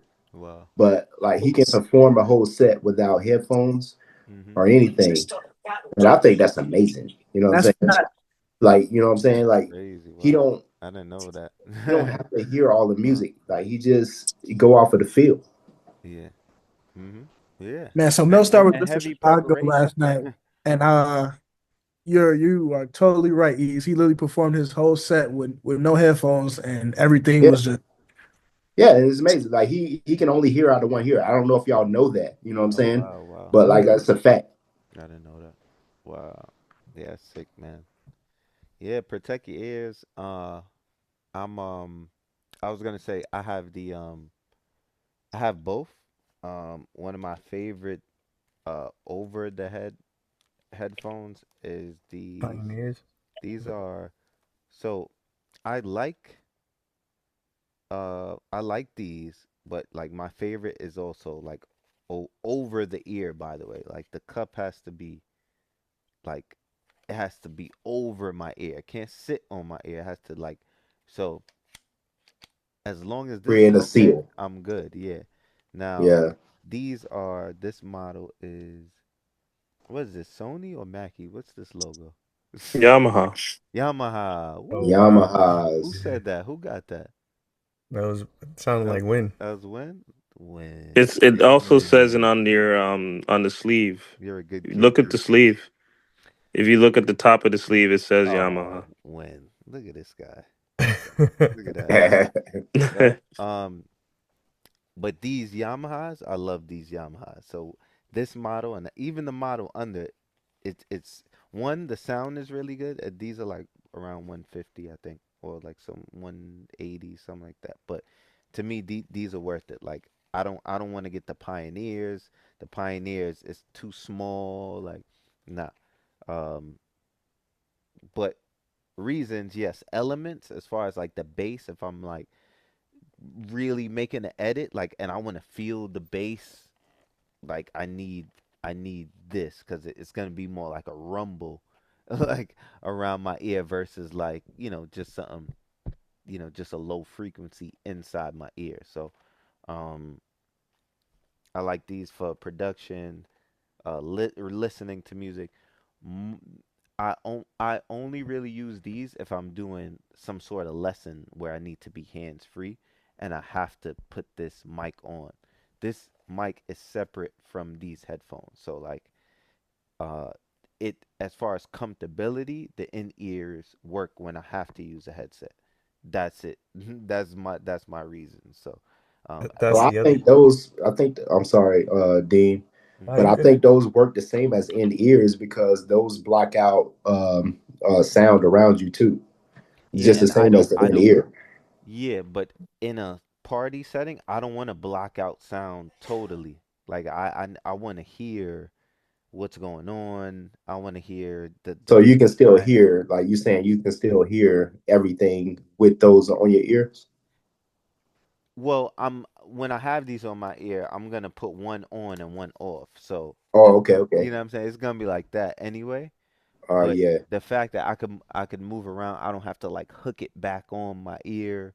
As far as the in ears, the way they work, they hook, yeah, on your ear. So as far as yeah. yeah, that's the and then honestly, yeah, like in the event too, like I need the bass to be like a little bit heavy when I'm doing all these, if I'm doing a big stage event, I need this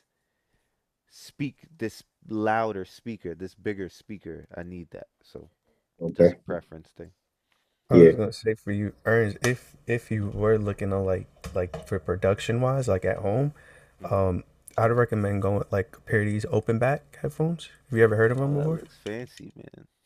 What is This that? Man it's got the so L open back and the headphones. R with the see-through. The see These No, are what's the brand of that? these are Phillips. Philips. Phillips. Okay. Yeah, so basically, like, there's no closure on the back. So that bass that you're talking about, like, you feel it with these. So Mm-hmm. like if I'm like at home and I'm What I producing need, something and I buddy. gotta throw headphones on, I'm throwing these on because like the sound, it sounds like you're listening through it through speakers because you're actually getting the airflow come inside. You're getting all of that stuff happening. And the only thing with it is like if somebody's next to you, they hear everything that you're doing. Like there's no closure on it. Mm-hmm. But then I was also gonna say with the in ears, Like I use one as well, but like if I'm in a spot and it's too loud, I'll throw the other one right in, and now I'm good. I could protect my ears at that point. I feel like, like when it comes to the other headphones, like sometimes it does bleed in. Sometimes it's also uncomfortable when you got this cup over your ear and now your ears are sweating. And if you got long hair, if you got hair up top, it's a little I don't different. got no hair. I Cause know now you got hair. Look, you got this whole little thing up top. nah, I You get got it. helmet hair. Yeah. Nah, it's valid. Valid. So the NES, yeah, they gonna work for you. Yeah. Yeah. Yo. I feel like the other headphones, like they make me sweat too. Like if I'm like doing like a 2 hour set or something like that. And like I'm already a person where like when stakes are high or like when a lot of people are watching me, like I do tend to like perspirate more than usual. Mm, So then it's like I'll do a good set, but then like someone will want to take a photo afterwards, and my face is all drenched and shit. So I'm like, I don't know. It's like it might be better for me to get some in ears and just to try it. But I don't know if anyone else has that problem where like Yep. either sweat or just like strain on the ear. I Like, only sweat like that, like if you have like if it's leather, or if you have mm-hmm, like one that's like what would you call it? The what's the other fabric? Suede or something. mm-hmm. Yeah, like it don't make you sweat. Like these. That's suede. Yeah, it's like suede on it. Yeah. It's So comfortable to wear for what is long that? That's the periods. same thing you showed us. Nah, these are That's Barodynamic is that the DTs? 277. Yeah, the 77 Yeah, I 770 got a pair of Pros. those too. So it don't Yeah. make you sweat at all. Nah, not at all. The only problem with these is you need a headphone amp for these because they don't carry a lot of power in it. So I wouldn't even True. recommend these for something like Yeah. that. Yeah. True. Yeah. It's okay. Like those ain't great, man, but like it's overpriced, really, man. But like I mm, don't even use those at all. Like I got a pair of those, but like I use like what the senators or something like that. What is Sennheiser. it called? What is it Mm-hmm. called? Sennheiser. Say it again. Sennheiser. Mm-hmm. Yes. Sennheiser. Okay. Those are pretty good. Yeah, those are pretty good. Mm. And that's I those say got like the Velcro, not the Velcro. I'm sorry, the suede or whatever. I'll say these is definitely way more for like mixing purposes rather than DJing purposes I feel because you. I see. they I have a use very those when I'm on flat a sound. Serato Studio. Yeah, they have a very flat sound. Like if you notice, there's not a lot of low end on these, and you Yeah, got to remember that as well. My main yeah, headphones is these though, right here. These VSX Steven Slate headphones. They're the yeah. emulation headphones. So like I could go into anybody's studio and like see what a song sounds like. I can actually like mix it and whatnot. But those are like mixing headphones. I would not, yeah, not for DJ purposes, bro. Mm. No, not at all. Okay. Yeah. Mm. I've had V Modas. I think those are pretty good. The only reason why I'm not using them now is they kind of crapped out on me like after I want to say 3 years of use. Mm. Um, so sometimes they work, sometimes they don't. Mm. But yeah, I co-signed the V Modas. I think they're good headphones. Expensive though. I B will. Moto, like Motorola. V Moda, V M V. O D A. Mm-hmm. I will say, just a heads up, be delicate with your headphones. I'm the worst. Like being fast, Um, taking my headphones off, and stretching them. Click, pop. Like Does I'm anybody quick to change DJ that. with the Pioneer Bluetooth ones? No, Mm. I don't DJ I with What do you Bluetooth. think about that? Like, anybody got it? I've seen one DJ use it. I think Tom Major. I think he has the Bluetooth headphones. I gotta ask him. And so people are DJing with Bluetooth headphones, basically. So the There's a device receiver plugs basically. into the I have headphone them, but I jack. don't use the Bluetooth setting on them though. I've never tried it. Well, they say it's no latency, but that's why I brought it up because I was just curious, if it's at latency or what. Oh yeah, I yeah. mean, the Cause, tech cause, is there. The 'cause tech has been there. from us selling Bluetooth products, is that's always the issue. So that's always gonna be my first question. Anything Bluetooth related with DJing, whether it's speakers, headphones, all of that, that's the first question. It's like, what's the latency? Because with speakers, just letting y'all know, it happened one time, like the first time, everyone's hype. Do you remember that? What is that? The alto, Which alto. ones with the Bluetooth? Yeah, like the wireless. Yeah. You could plug to the mixer, Yeah. Oh yeah. Yeah. With the and then mixer. yeah, and you plug the packs to the speakers, Hmm. right? The Yeah. wireless packs. And my boy was mad hype about it. And we get to the thing, and I'm like, I'm looking at the waveform, and it's not in real time because like I'm hearing something just a little bit later, and I was just like, nah, this ain't gonna work because I can't scratch. What I'm hearing in my headphone is like a half a second behind. It was like a mess. So I end up DJing with my headphones on, like in the master. Like, all right, I'm gonna just talk. Like I had to run the mic through the master. I'm just like, yo, this is one of them times I didn't really have the time to cue the next song because I'm DJing in my master.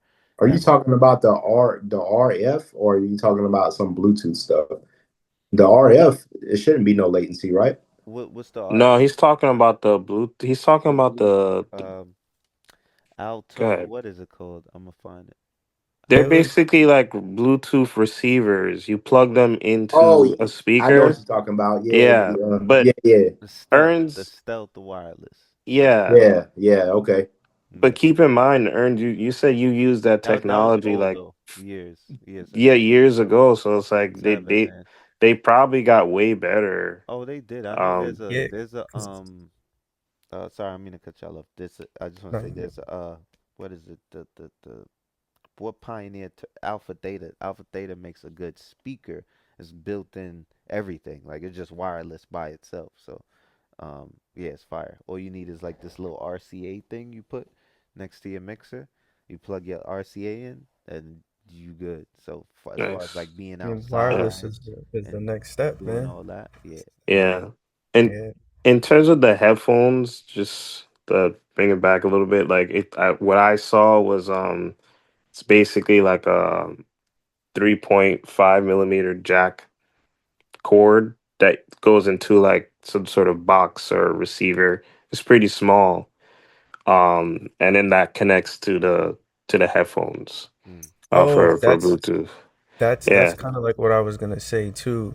Like, so basically, in-ear monitors are actually like monitors like that you would use like if you were performing live.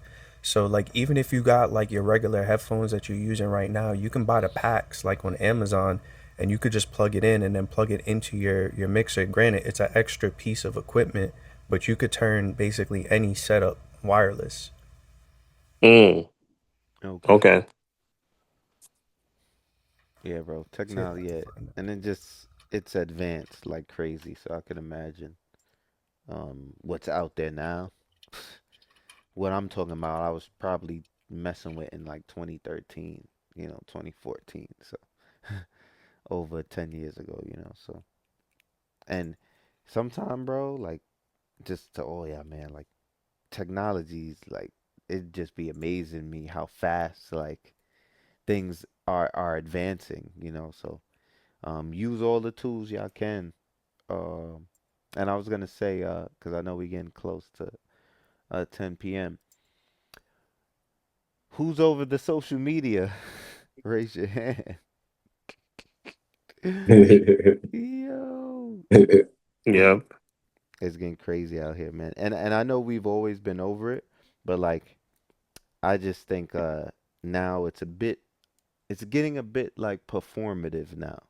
Like it's getting extra like just for the attention. Like it's so like and then you know what it is too? It's just like on the DJ side of things, it's like, you see DJs doing stuff and it's like, bro, you may not be able to pull that off in real life. Like, yeah, you might be in your living room or DJing for your little friends, or maybe it's just you and your little friends, and that's great, right? But, when I just obviously not everybody's built for everything and the big stage and all that stuff, but I don't know, it's just seeming real, real. And you know So this. what is it that you've seen that like make you say that? Like what is it? Like give us an example. Um. I've seen mm, some stuff. yeah, somebody could jump in. It's I seen so many. It's like I don't even know. Yeah. You know. And look, Just one I'm in not particular, I'm not. like to Yo, stick to your brain. Like what is it? Like what one in particular that really stick to you? Like what is it? Oh, hold on, I saw Ernst. someone. Okay. Simply, Mm. I think Shorty was spinning and she had like mad people behind her, and she was doing this super complicated transition. She's doing pad work with tone play, with loop, like all this stuff, right? And I'm just like, it's you get all this share value, and it's a great video, right? Like I'm not hating on the girl, nothing. I just be feeling bad for like someone that sees that and it's like 3,000, 20,000 views and likes and all that. And it's like you don't know this girl. Like she might not even get gigs. That might have been her one viral moment, and I just want and especially just kind of like I don't say anything on threads, but just reading threads and like just seeing where people's minds are going. Like the whole social media is like taken away from the actual experience of like going to a party and like uh being present in a event. And uh one thing I speak about, been speaking about often, is just the fact that like people could sit behind their phones and not miss out. That whole FOMO thing, I don't even believe in FOMO no more. Like people are not missing out because they can be like, oh no, I'm not gonna go to this event this time. They probably just gonna post a recap. I'll live through it through there, right? Where people are not like experiencing life as much because they go into events just for the hype. They're not going for like the DJs and like, yo, it's gonna be a vibe and we just gonna, it's for the pictures, it's for the stories, it's for this, it's for that, it's for the talk about after the But if imagine we just cut social media right now, I think life as a DJ would just be more fun because we'd have to find where the spots is at. We'd have to find the DJs and find Man, you the done said it groups, all right there, man. That so yeah, you it's right. just something I've been thinking about where I'm just more over social media. I'm not really mad Hey, at but about people. that clip though, I know exactly what you're talking about. I hmm seen that. Oh I yeah, seen yeah. that. Yeah. hmm Yeah, so I'm Yeah. I'm just like the where I hear, or can see other DJs get frustrated, like, man, like it's almost like you're comparing yourself to that person, but it's like, bro, like it's just social media, Mm, bro. Like it's what it's yeah. for, right? Like it's for that high share value and entertainment and for people to comment and the whole thing. But it's like, you know, again, just going back to Yo, how I Ernst. started this episode, I don't do this for money, right? If I had to do something else for money, I would still be doing this, so but just throwing it out there. Whatever. Sorry, somebody said something. Can I chime in? No, It's C. no, I've been no, quiet. no, I just been no. a You my cannot. fault. My You fault. cannot. My No. fault. My fault. I'll go back My and bad. mute myself. Nah. Nah, I know I'm Shout to chiming you, in guy. late. Shout out to I've my just been guy. enjoying the conversation and Mhm. just listening. Mhm. Um, Appreciate you mentioned social media here now, and I feel like what we were talking about, or what the group was talking about earlier, with DJs, with remixes, with different edits. Social media has put that in a space to where that people see or think that's what a DJ is, if you get what I mean. So social media has done so much over the last couple of years, I guess, since pandemic, because we're forced now to be creative, interact, try to do things just for people to feel like we're human, you. Mhm. right? Mhm. I will say remixes, refixes, however you want to label it, has been happening before stems was even a thought.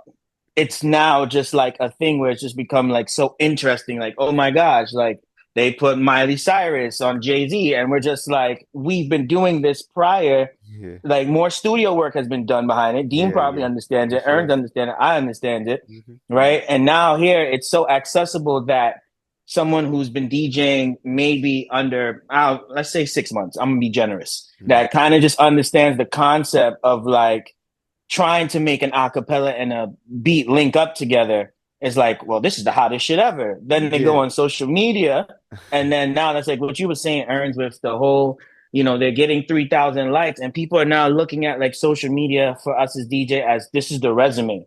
And a lot of the dopest DJs, and I'm just gonna just throw this out there, and whoever wants to bite it and whoever wants to take it and run with it, run with it. There's a lot of dope DJs that don't have the highlight of those that are out here putting out foolishness.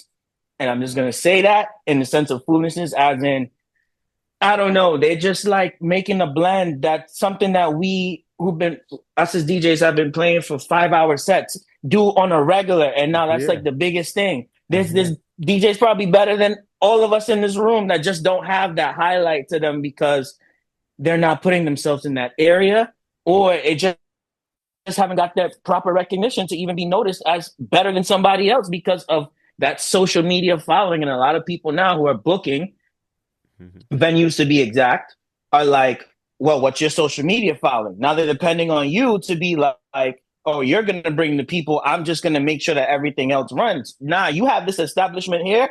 You spent your money. You going to figure this out. You booked me to play the music. You get your people here. I will do it as me as a DJ to be like, this is where I'm playing at. I'm going to repost it. I'm going to post it. Right. I'll give a highlight to a random example. Like I used to get booked in H&M all the time, consistently on 42nd Street and 34th Street. And I would just post it there just so people were like, who's in the area from that time spot could just pop in.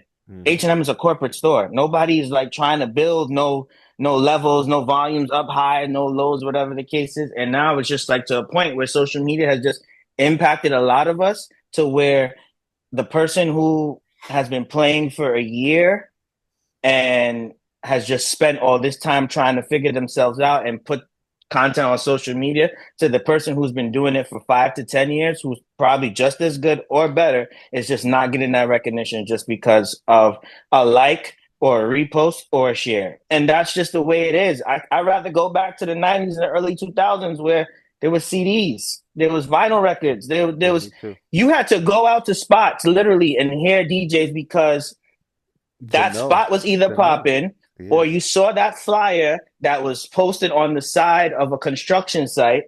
I know I might dating myself here, but you used to see them all over, like big flyers at Missouri or different places. Those who are in Brooklyn, Queens, you know what I'm talking about. So now we're here in this stage where everything is all in the phone, and it's turned into now recording each other at the phone. I'm sorry, I'm long-winded, so I feel like I gotta get this off my chest because it gets to a point. You were quiet, bro, the whole time. Yeah, it gets to a point, and I just feel like, yo, if I tell every DJ down to Ernst, down to Dean, down to myself, down to Win, down to people that just meet me on a regular, what you're doing is what you're doing. Don't worry about what everybody else is doing, because if you get in that mindset of I need to go and make the content just so I could get some form of recognition, let the recognition come to you just because you're dope, not because what social media has formed it to be as dope, if anyone understands what I'm saying. Well, social media applies to everything in life,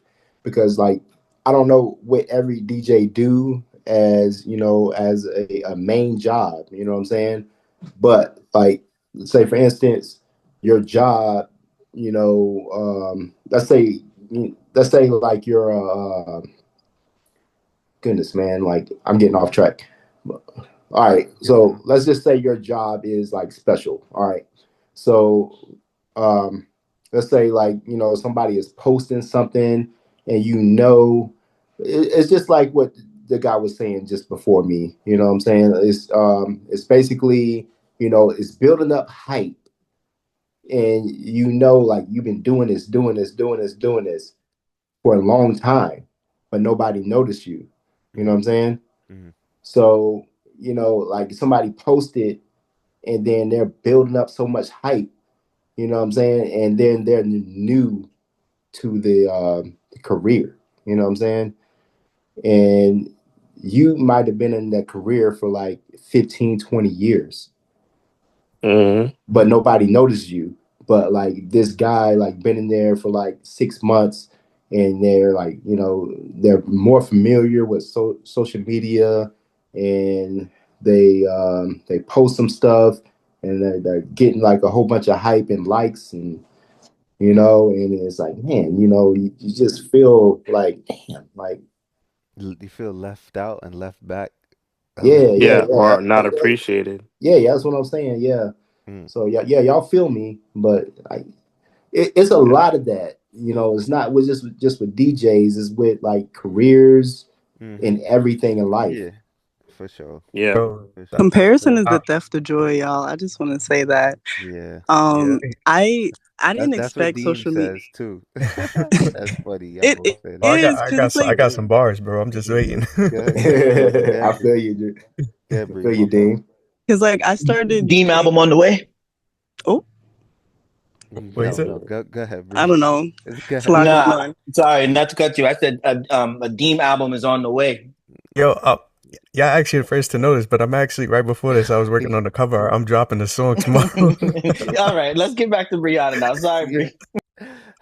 No, it's good. It's cool. I'm a new DJ, and I would say like my approach on social media has been uh well, my background is marketing, just to give you some perspective. Mhm. So my approach to social media is always like um, market research. So I don't take the things that I post so personally, even though it feels personal because I'm passionate about what I'm doing.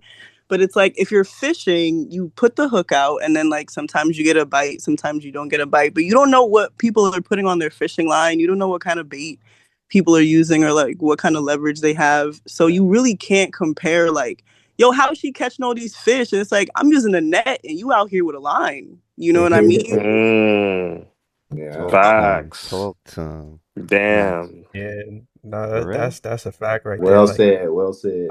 I Yep. I do a lot of research when I'm like on social media, and like I'll see what other people are doing, and I have a folder that I save people's stuff in, and I go back and I analyze it, and I try to see like, all right, cool, like this is working. Like she said, you using a fishing line, they got a net, and you gotta like analyze that even for yourself. Like most recently, I've been like uploading. Like if you follow me, you've been seeing I've been uploading like a lot of videos every week.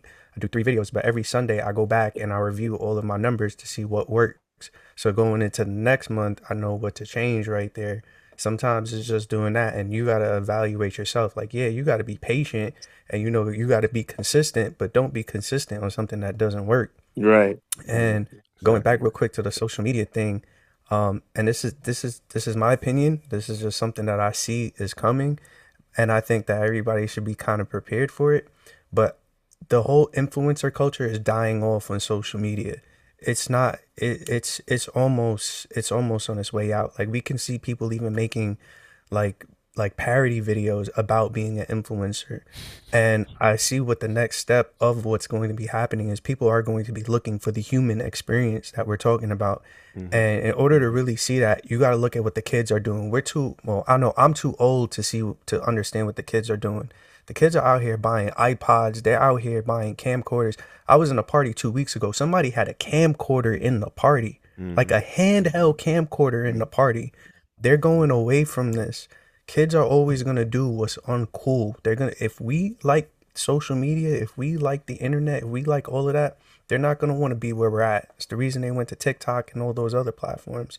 So I see people are going to be going back to the human experience of things. So branding wise, like social media wise, like I look at it now as how can I promote myself as a human, not as a DJ, not as this whole thing, but as a human that people can relate to and look at and be like, yo, I want to be like that guy.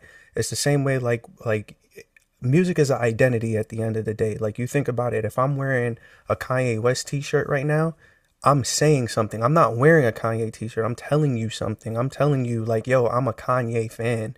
And that says something about my personality. And it's the same thing when you share stuff on your story. You're sharing stuff that goes, yo, this is part of my personality. This is who I am. So I look at social media now as like, all right, cool. Like, how can I be a human that people can say, this is who I am. This is what I want to be. So yeah, this whole thing like with likes and everything is dying away, man. We ain't even got to worry about that. We're gonna hear days of I that. also want to add to that, like how you define success matters with how you sleep at night. Like when you see these influencers in their niche on Instagram, that's such a small pocket of the world, if you define yourself, if you define success for yourself as being booked, you can email 100 staffing companies like, yo, I'm a DJ, here's my EPK. And you could be booked and don't have to have the social media things. Right. Like, yeah, people are going to ask for it, but law of probability wins in any industry. So, like, if you don't want to play the social media game, you don't have to. Yeah, Exactly. you don't. Exactly. Yeah, Well I I, said, by I the way. agree. Word. Um, yeah, um, the way, yeah, I think that's a big part of it, like the way you define success. Like, you can't look at someone else and be like, "Oh, that's success," and you don't got the same story. You're not playing the same cards that they're dealt. There's a lot of factors come to play, so don't let social media distract you. And I was gonna say that an advantage you can use though, the fact that DJs hate social media. If you go super hard right now, you're gonna win, right? If you go crazy on getting your camera lenses up, getting different cameras, getting different locations, shooting routines, all that stuff, you're gonna win. So pick your battle, yep, you know. yeah. No, I agree, and what I'll say too is I think it is a good strategy to like try different things, right, and to shoot different pieces of content, see what sticks, and I think after a while you do figure out what works. But then I think there's also the decision of like, all right, like, do I want to be that? And I think you like, you know, folks have to think about that too, because I think it's like, you know, whatever you're putting out about yourself on social media, like that's what people are gonna like kind of expect to see. Like, so like for instance, like I mess around on my MPC, um, and I do make some MPC videos sometimes, and I just made one, and it did pretty well on TikTok, and I'm not really sure why. Like the first one I did also did pretty well, so I know now I can be in the MPC guy on TikTok and grow. Um, but now that's a conscious like decision I have to make. Like, do I want to be that person now where I'm like, all right, I'm gonna sit here and make a whole bunch of beats on my MPC. Like, yeah, if I guess if I was a producer that only really cared or mostly cared about, you know, MPC workflow, then like cool, right? But like I am a DJ, right? I want to get booked for DJing, not for, like you making MPC beats is cool, right? And like I guess if the opportunity was right, like with the right artist or whatever, right? Like it'd be a cool thing to do. But like generally, like when I think about win, like I think about being a DJ and not like someone who's just like sampling all day and making beats on their MPC. Like that's kind of like a secondary, third, fourth thing that I would kind of, if I had to like piece together things that resemble me or like that make up myself, like those would be things that would be like lower on the list, but DJing would be first. Hmm. So yeah, I think that this is something that like you have to make an active decision about, like, like Hmm. whatever you are putting out, make sure like that's what you want to be known for. Right, right. Make sure it's you I too. So I like your authentically. videos, Win. I look at the TikTok videos. I like your DJ videos. Honestly, I never seen a MPC video really. Um, but I guess I got to look for it. Yeah, I just made one with the sample like Okay, last week. I got to Uh look for it. mhm. So, yeah, I got to look for it. I'll see it. But I like your DJ videos. Honestly, man. Like, Hmm. I don't know if you noticed, but I like them. I Hmm. appreciate it, man. Yeah, Yeah. I think I've seen you on like on TikTok, right? You it's Yeah, what so yeah. TikTok. I'm more active on TikTok than anything. I think it's a lot of work, man. Like, It is. there's like Instagram, Facebook, stuff like that. Hmm. Like, you can't focus on one Real. thing, man. You know what I'm saying? It's like it's just a lot of, Hmm. posting and Hmm. like I can't deal with like multiple platforms, man.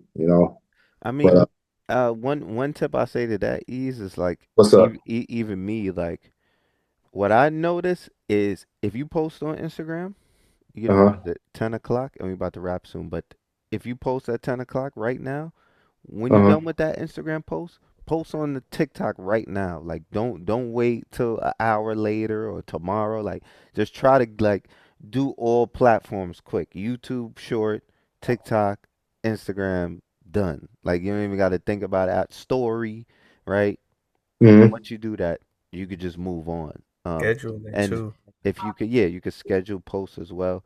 But Yeah. the more you could like just keep that habit consistent, right? I think you could definitely boost just in general, just posting every day, So Hmm. don't Yes. shy away from it. It is something, you may have to learn and develop your own system to do. But I will say this, and any final words from y'all, cool. But even on my side of things, right? I really know how to DJ. I'm good. I could get the job done. I can also teach, right? Um, I can also like give advice, right? Just waveforms. I could do a lot with content because I know how to do certain things, right? And I could sit here all day and I could pick any of those things to do. But at the end of the day, I'm also an active DJ trying to get booked and trying to get events. So if I'm one to just keep putting out a bunch of tutorials, y'all, mad people would just be hitting me up for lessons and my DM would just be flooded with DJs, right? But ultimately, if I want to get hired for the wedding, you may have to see me in a suit behind the facade with Mm-hmm. my equipment and all that stuff. You may have to see that first before or sorry, I may have to put that out first before I'm True getting the that. finance, the money for it, right? Um, True. so I'm just letting you know is you're gonna get Yeah. what you put out. You're gonna get those Yeah. increments to whatever you're kind of putting out. If you put out this, oh, I'm just a DJ, it's kind of like I make good content in really good places. That's cool, right? But the DJ that has a crowd with him and the places may not be as extravagant, but because you can see the reactions in that DJ's video and you can see him with a crowd of people, that DJ may be getting booked for the actual events because it's proven already, right? The idea is like, oh, I need them for an event, they can get the event done. But this guy over here, yeah, his layout and Instagram and social, yeah, looks cool, but this guy over here is getting the job done. And going back to what Deem said, I think it's gonna start coming full circle back to that. Like, yo, cause and sorry, I'll wrap it here. My homegirl, I don't want to say the DJ's name, but super popular. She ended up hiring him for their event in Florida or something. He had we went viral. I'm talking about artists reposting his edits, all that. They booked him, bro. They like, bro, you didn't do any of what you do on Instagram, right? Like what we Mm. thought you could do, you did not do that, and they were just so surprised. Me, I could have told her that, but she didn't tell me in advance that she was hiring this person, but I was just like, yeah, bro, like don't let social media fool you at the end of the day. Um, but I'm gonna say if you got to use it to fool some people, do it because everybody's fooling each other. So let the force be with you, Yeah. DJs. But for any Uh, final words y'all want to say, Oh feel yeah, I free. was gonna say for ease real quick, man. Like the for me, I've hated social media for a very very long time. Like for years, it's been hard for me to even be consistent with it because of how I felt about it. But most recently, what's been working for me is the scheduling the posts. And like I said, every Sunday I review my posts, but I also post everything for the week on Sunday. So from Monday to Friday, all I'm doing is responding to comments at that point. And like I've gotten it to a point where like it's funny because this is what I was doing earlier, but I literally schedule everything out to the T of what I'm doing on social media for the month right The here. calendar. Yes, Yeah, sir. I have the whole calendar where I see like today I can see what I'm doing on Thursday and I have to record 2 clips. That Saturday I have to post a certain video, all of that stuff. And another thing that helped me with this, I don't know how y'all feel about it, but I'm pro AI. But I went to AI and told it how I felt about like social media and I needed to come up with a plan. And this is the type of content that I wanted to post. How can we do this? And these were some of the ideas that it gave me. So it gave me like, all right, so for last month during March, like I had my topics that I was going to post. For April, I have my topics. For next month, I have my everything's already done for 3 months. So I don't have to think about this at all. And then when I do record, I don't record like so Tuesday, as I call it my lab day. I only release two beat videos a week, but I'm recording three, so I have one in the pocket at all time. And over time, it adds up, and I probably have 4 or 5 in the pocket that I could release at any given time. I have talk videos that I could release at any given time. So even if I don't have a week, something happens, I just post on Sunday, and that's it, and I walk away. So those are some things like, and also don't overexert yourself with social media because it's draining too. Like my first week, I hit beat block doing this because it was all this energy going into social media and not into the creative side. And I got in front of my computer. I'm like, yo, I can't make a beat right now. Like nothing is working. And you only got a certain amount of energy that you can exert. So it's like you don't need to post every single day. You don't need to be putting something out every single day. You don't need to be recording every single day. Figure out what works with your schedule. Like there's some people out here that post once a week and it's still going viral, you Yeah. know? Mm-hmm. So I wanted to add something real quick too. Like, you know, every video does like for DJs, right? Like it's like every video doesn't have to be like you're doing a routine or something like that. It could be something that you're talking about or a story or something, right? So like I think the key is also like there are just gonna be moments where you shouldn't think too hard about what you're gonna post. You should just like, whatever comes to you, if you feel like it's interesting, right? It's adds value, like just take some time and record it and post because you never know like what's gonna hit. Sometimes it is a thing that, when I did the NPC video, I was like, I'm outside. I have the high end cameras. I'm at the park. The weather's nice. Like, I knew it was gonna do. Like, I knew it was gonna get some numbers, right, based off of just that, right?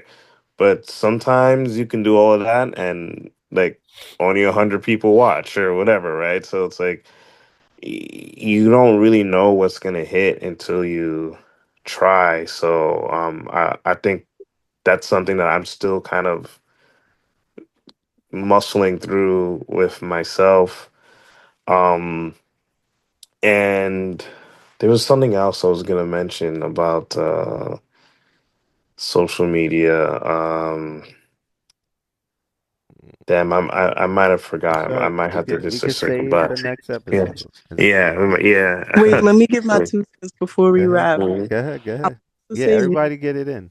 Stuff. repurpose your content because good content is timeless. Like I had this is like not DJ related, maybe photography. I always share my old photography work and a picture I took from like some years back ended up putting me in Hip Hop Wired, Blavity. So like just reshare your stuff, even if you're like, oh, this many people saw it. People Yeah. don't care. You need to see it 7, 8 times before it sticks. So Mm-hmm. like share it again. You don't gotta make new content every time. Facts. Well, I remember what I was gonna say now because that is related to what I was gonna say with Earns because Earns actually told me to do this. Like I had a lot of stuff on my Instagram and he was like, "Yo, like just take everything and post it on Shorts." Mm-hmm. And like I kid you Built not, I built his think whole like YouTube. I had like 75 subscribers like maybe a month and a half ago, and now I have like 279 Now I'm gonna say subscribers. something about that, Win. So like the shorts, the attention span for everybody is very short. So it makes sense. Shorts, right? Yes. So like just do shorts because people watch a video about maybe 20 to 30 seconds and they're gonna like it, they're gonna follow you. So you got 20 to 30 seconds to impress somebody, and they're gonna follow you or they're gonna like you. Right. Yeah, absolutely. And I think with shorts, it's YouTube is cool because when you post shorts, it adds to the number of videos that Yes. you have. So like it just makes you look more active, right? So Yes. like you could have 5 long form YouTube videos, but you can have 40 shorts, and Right. now you have 45 videos. Yeah. And like to the glance, like it's like someone maybe you're gonna have some people that are gonna really check and see like, all right, like what's the like, does he have more like long form mixes or like more shorts? But like a lot of people aren't gonna check that. They're just gonna see like, oh, you're very active and you post a lot and you post good DJ content, so Nah. I'm just gonna subscribe, Right. you know. So I feel like, Mm-hmm. and then like that also helps because now that they're subscribed and you post your your content, it's like, now they're circling back and they're watching all of your stuff now, so it's, I like, yeah, like I think if you already have a whole bunch of content that you posted on one platform, just take that and just post it on shorts. And like with shorts, like, I mean, I feel like in general now the rules for social media with like posting in the morning and posting with hashtags, like I feel like those lines are getting very blurred Mm-hmm. now. Like I feel like back, maybe a few years ago, there was very like, set of rules and assumptions that everyone had. Like now it just feels like just post. But I feel like for shorts, it's especially, it's like you don't have to worry about like, yo, I gotta wake up 6 in the morning and make sure a post is out by 7, 8 a.m. Like you could post a short like at any time of the day usually, and you just let it do its thing. As long as you post it like once a day or like once every few days or whatever, like you'll see um your subscribers grow and stuff. So Mm-hmm. Yep, yep, yep. And anybody else? Anybody else? Cool, cool. I mean, thank you everybody that chimed in. Appreciate it. Really appreciate it. This was DJ Therapy. We're gonna sign off for now.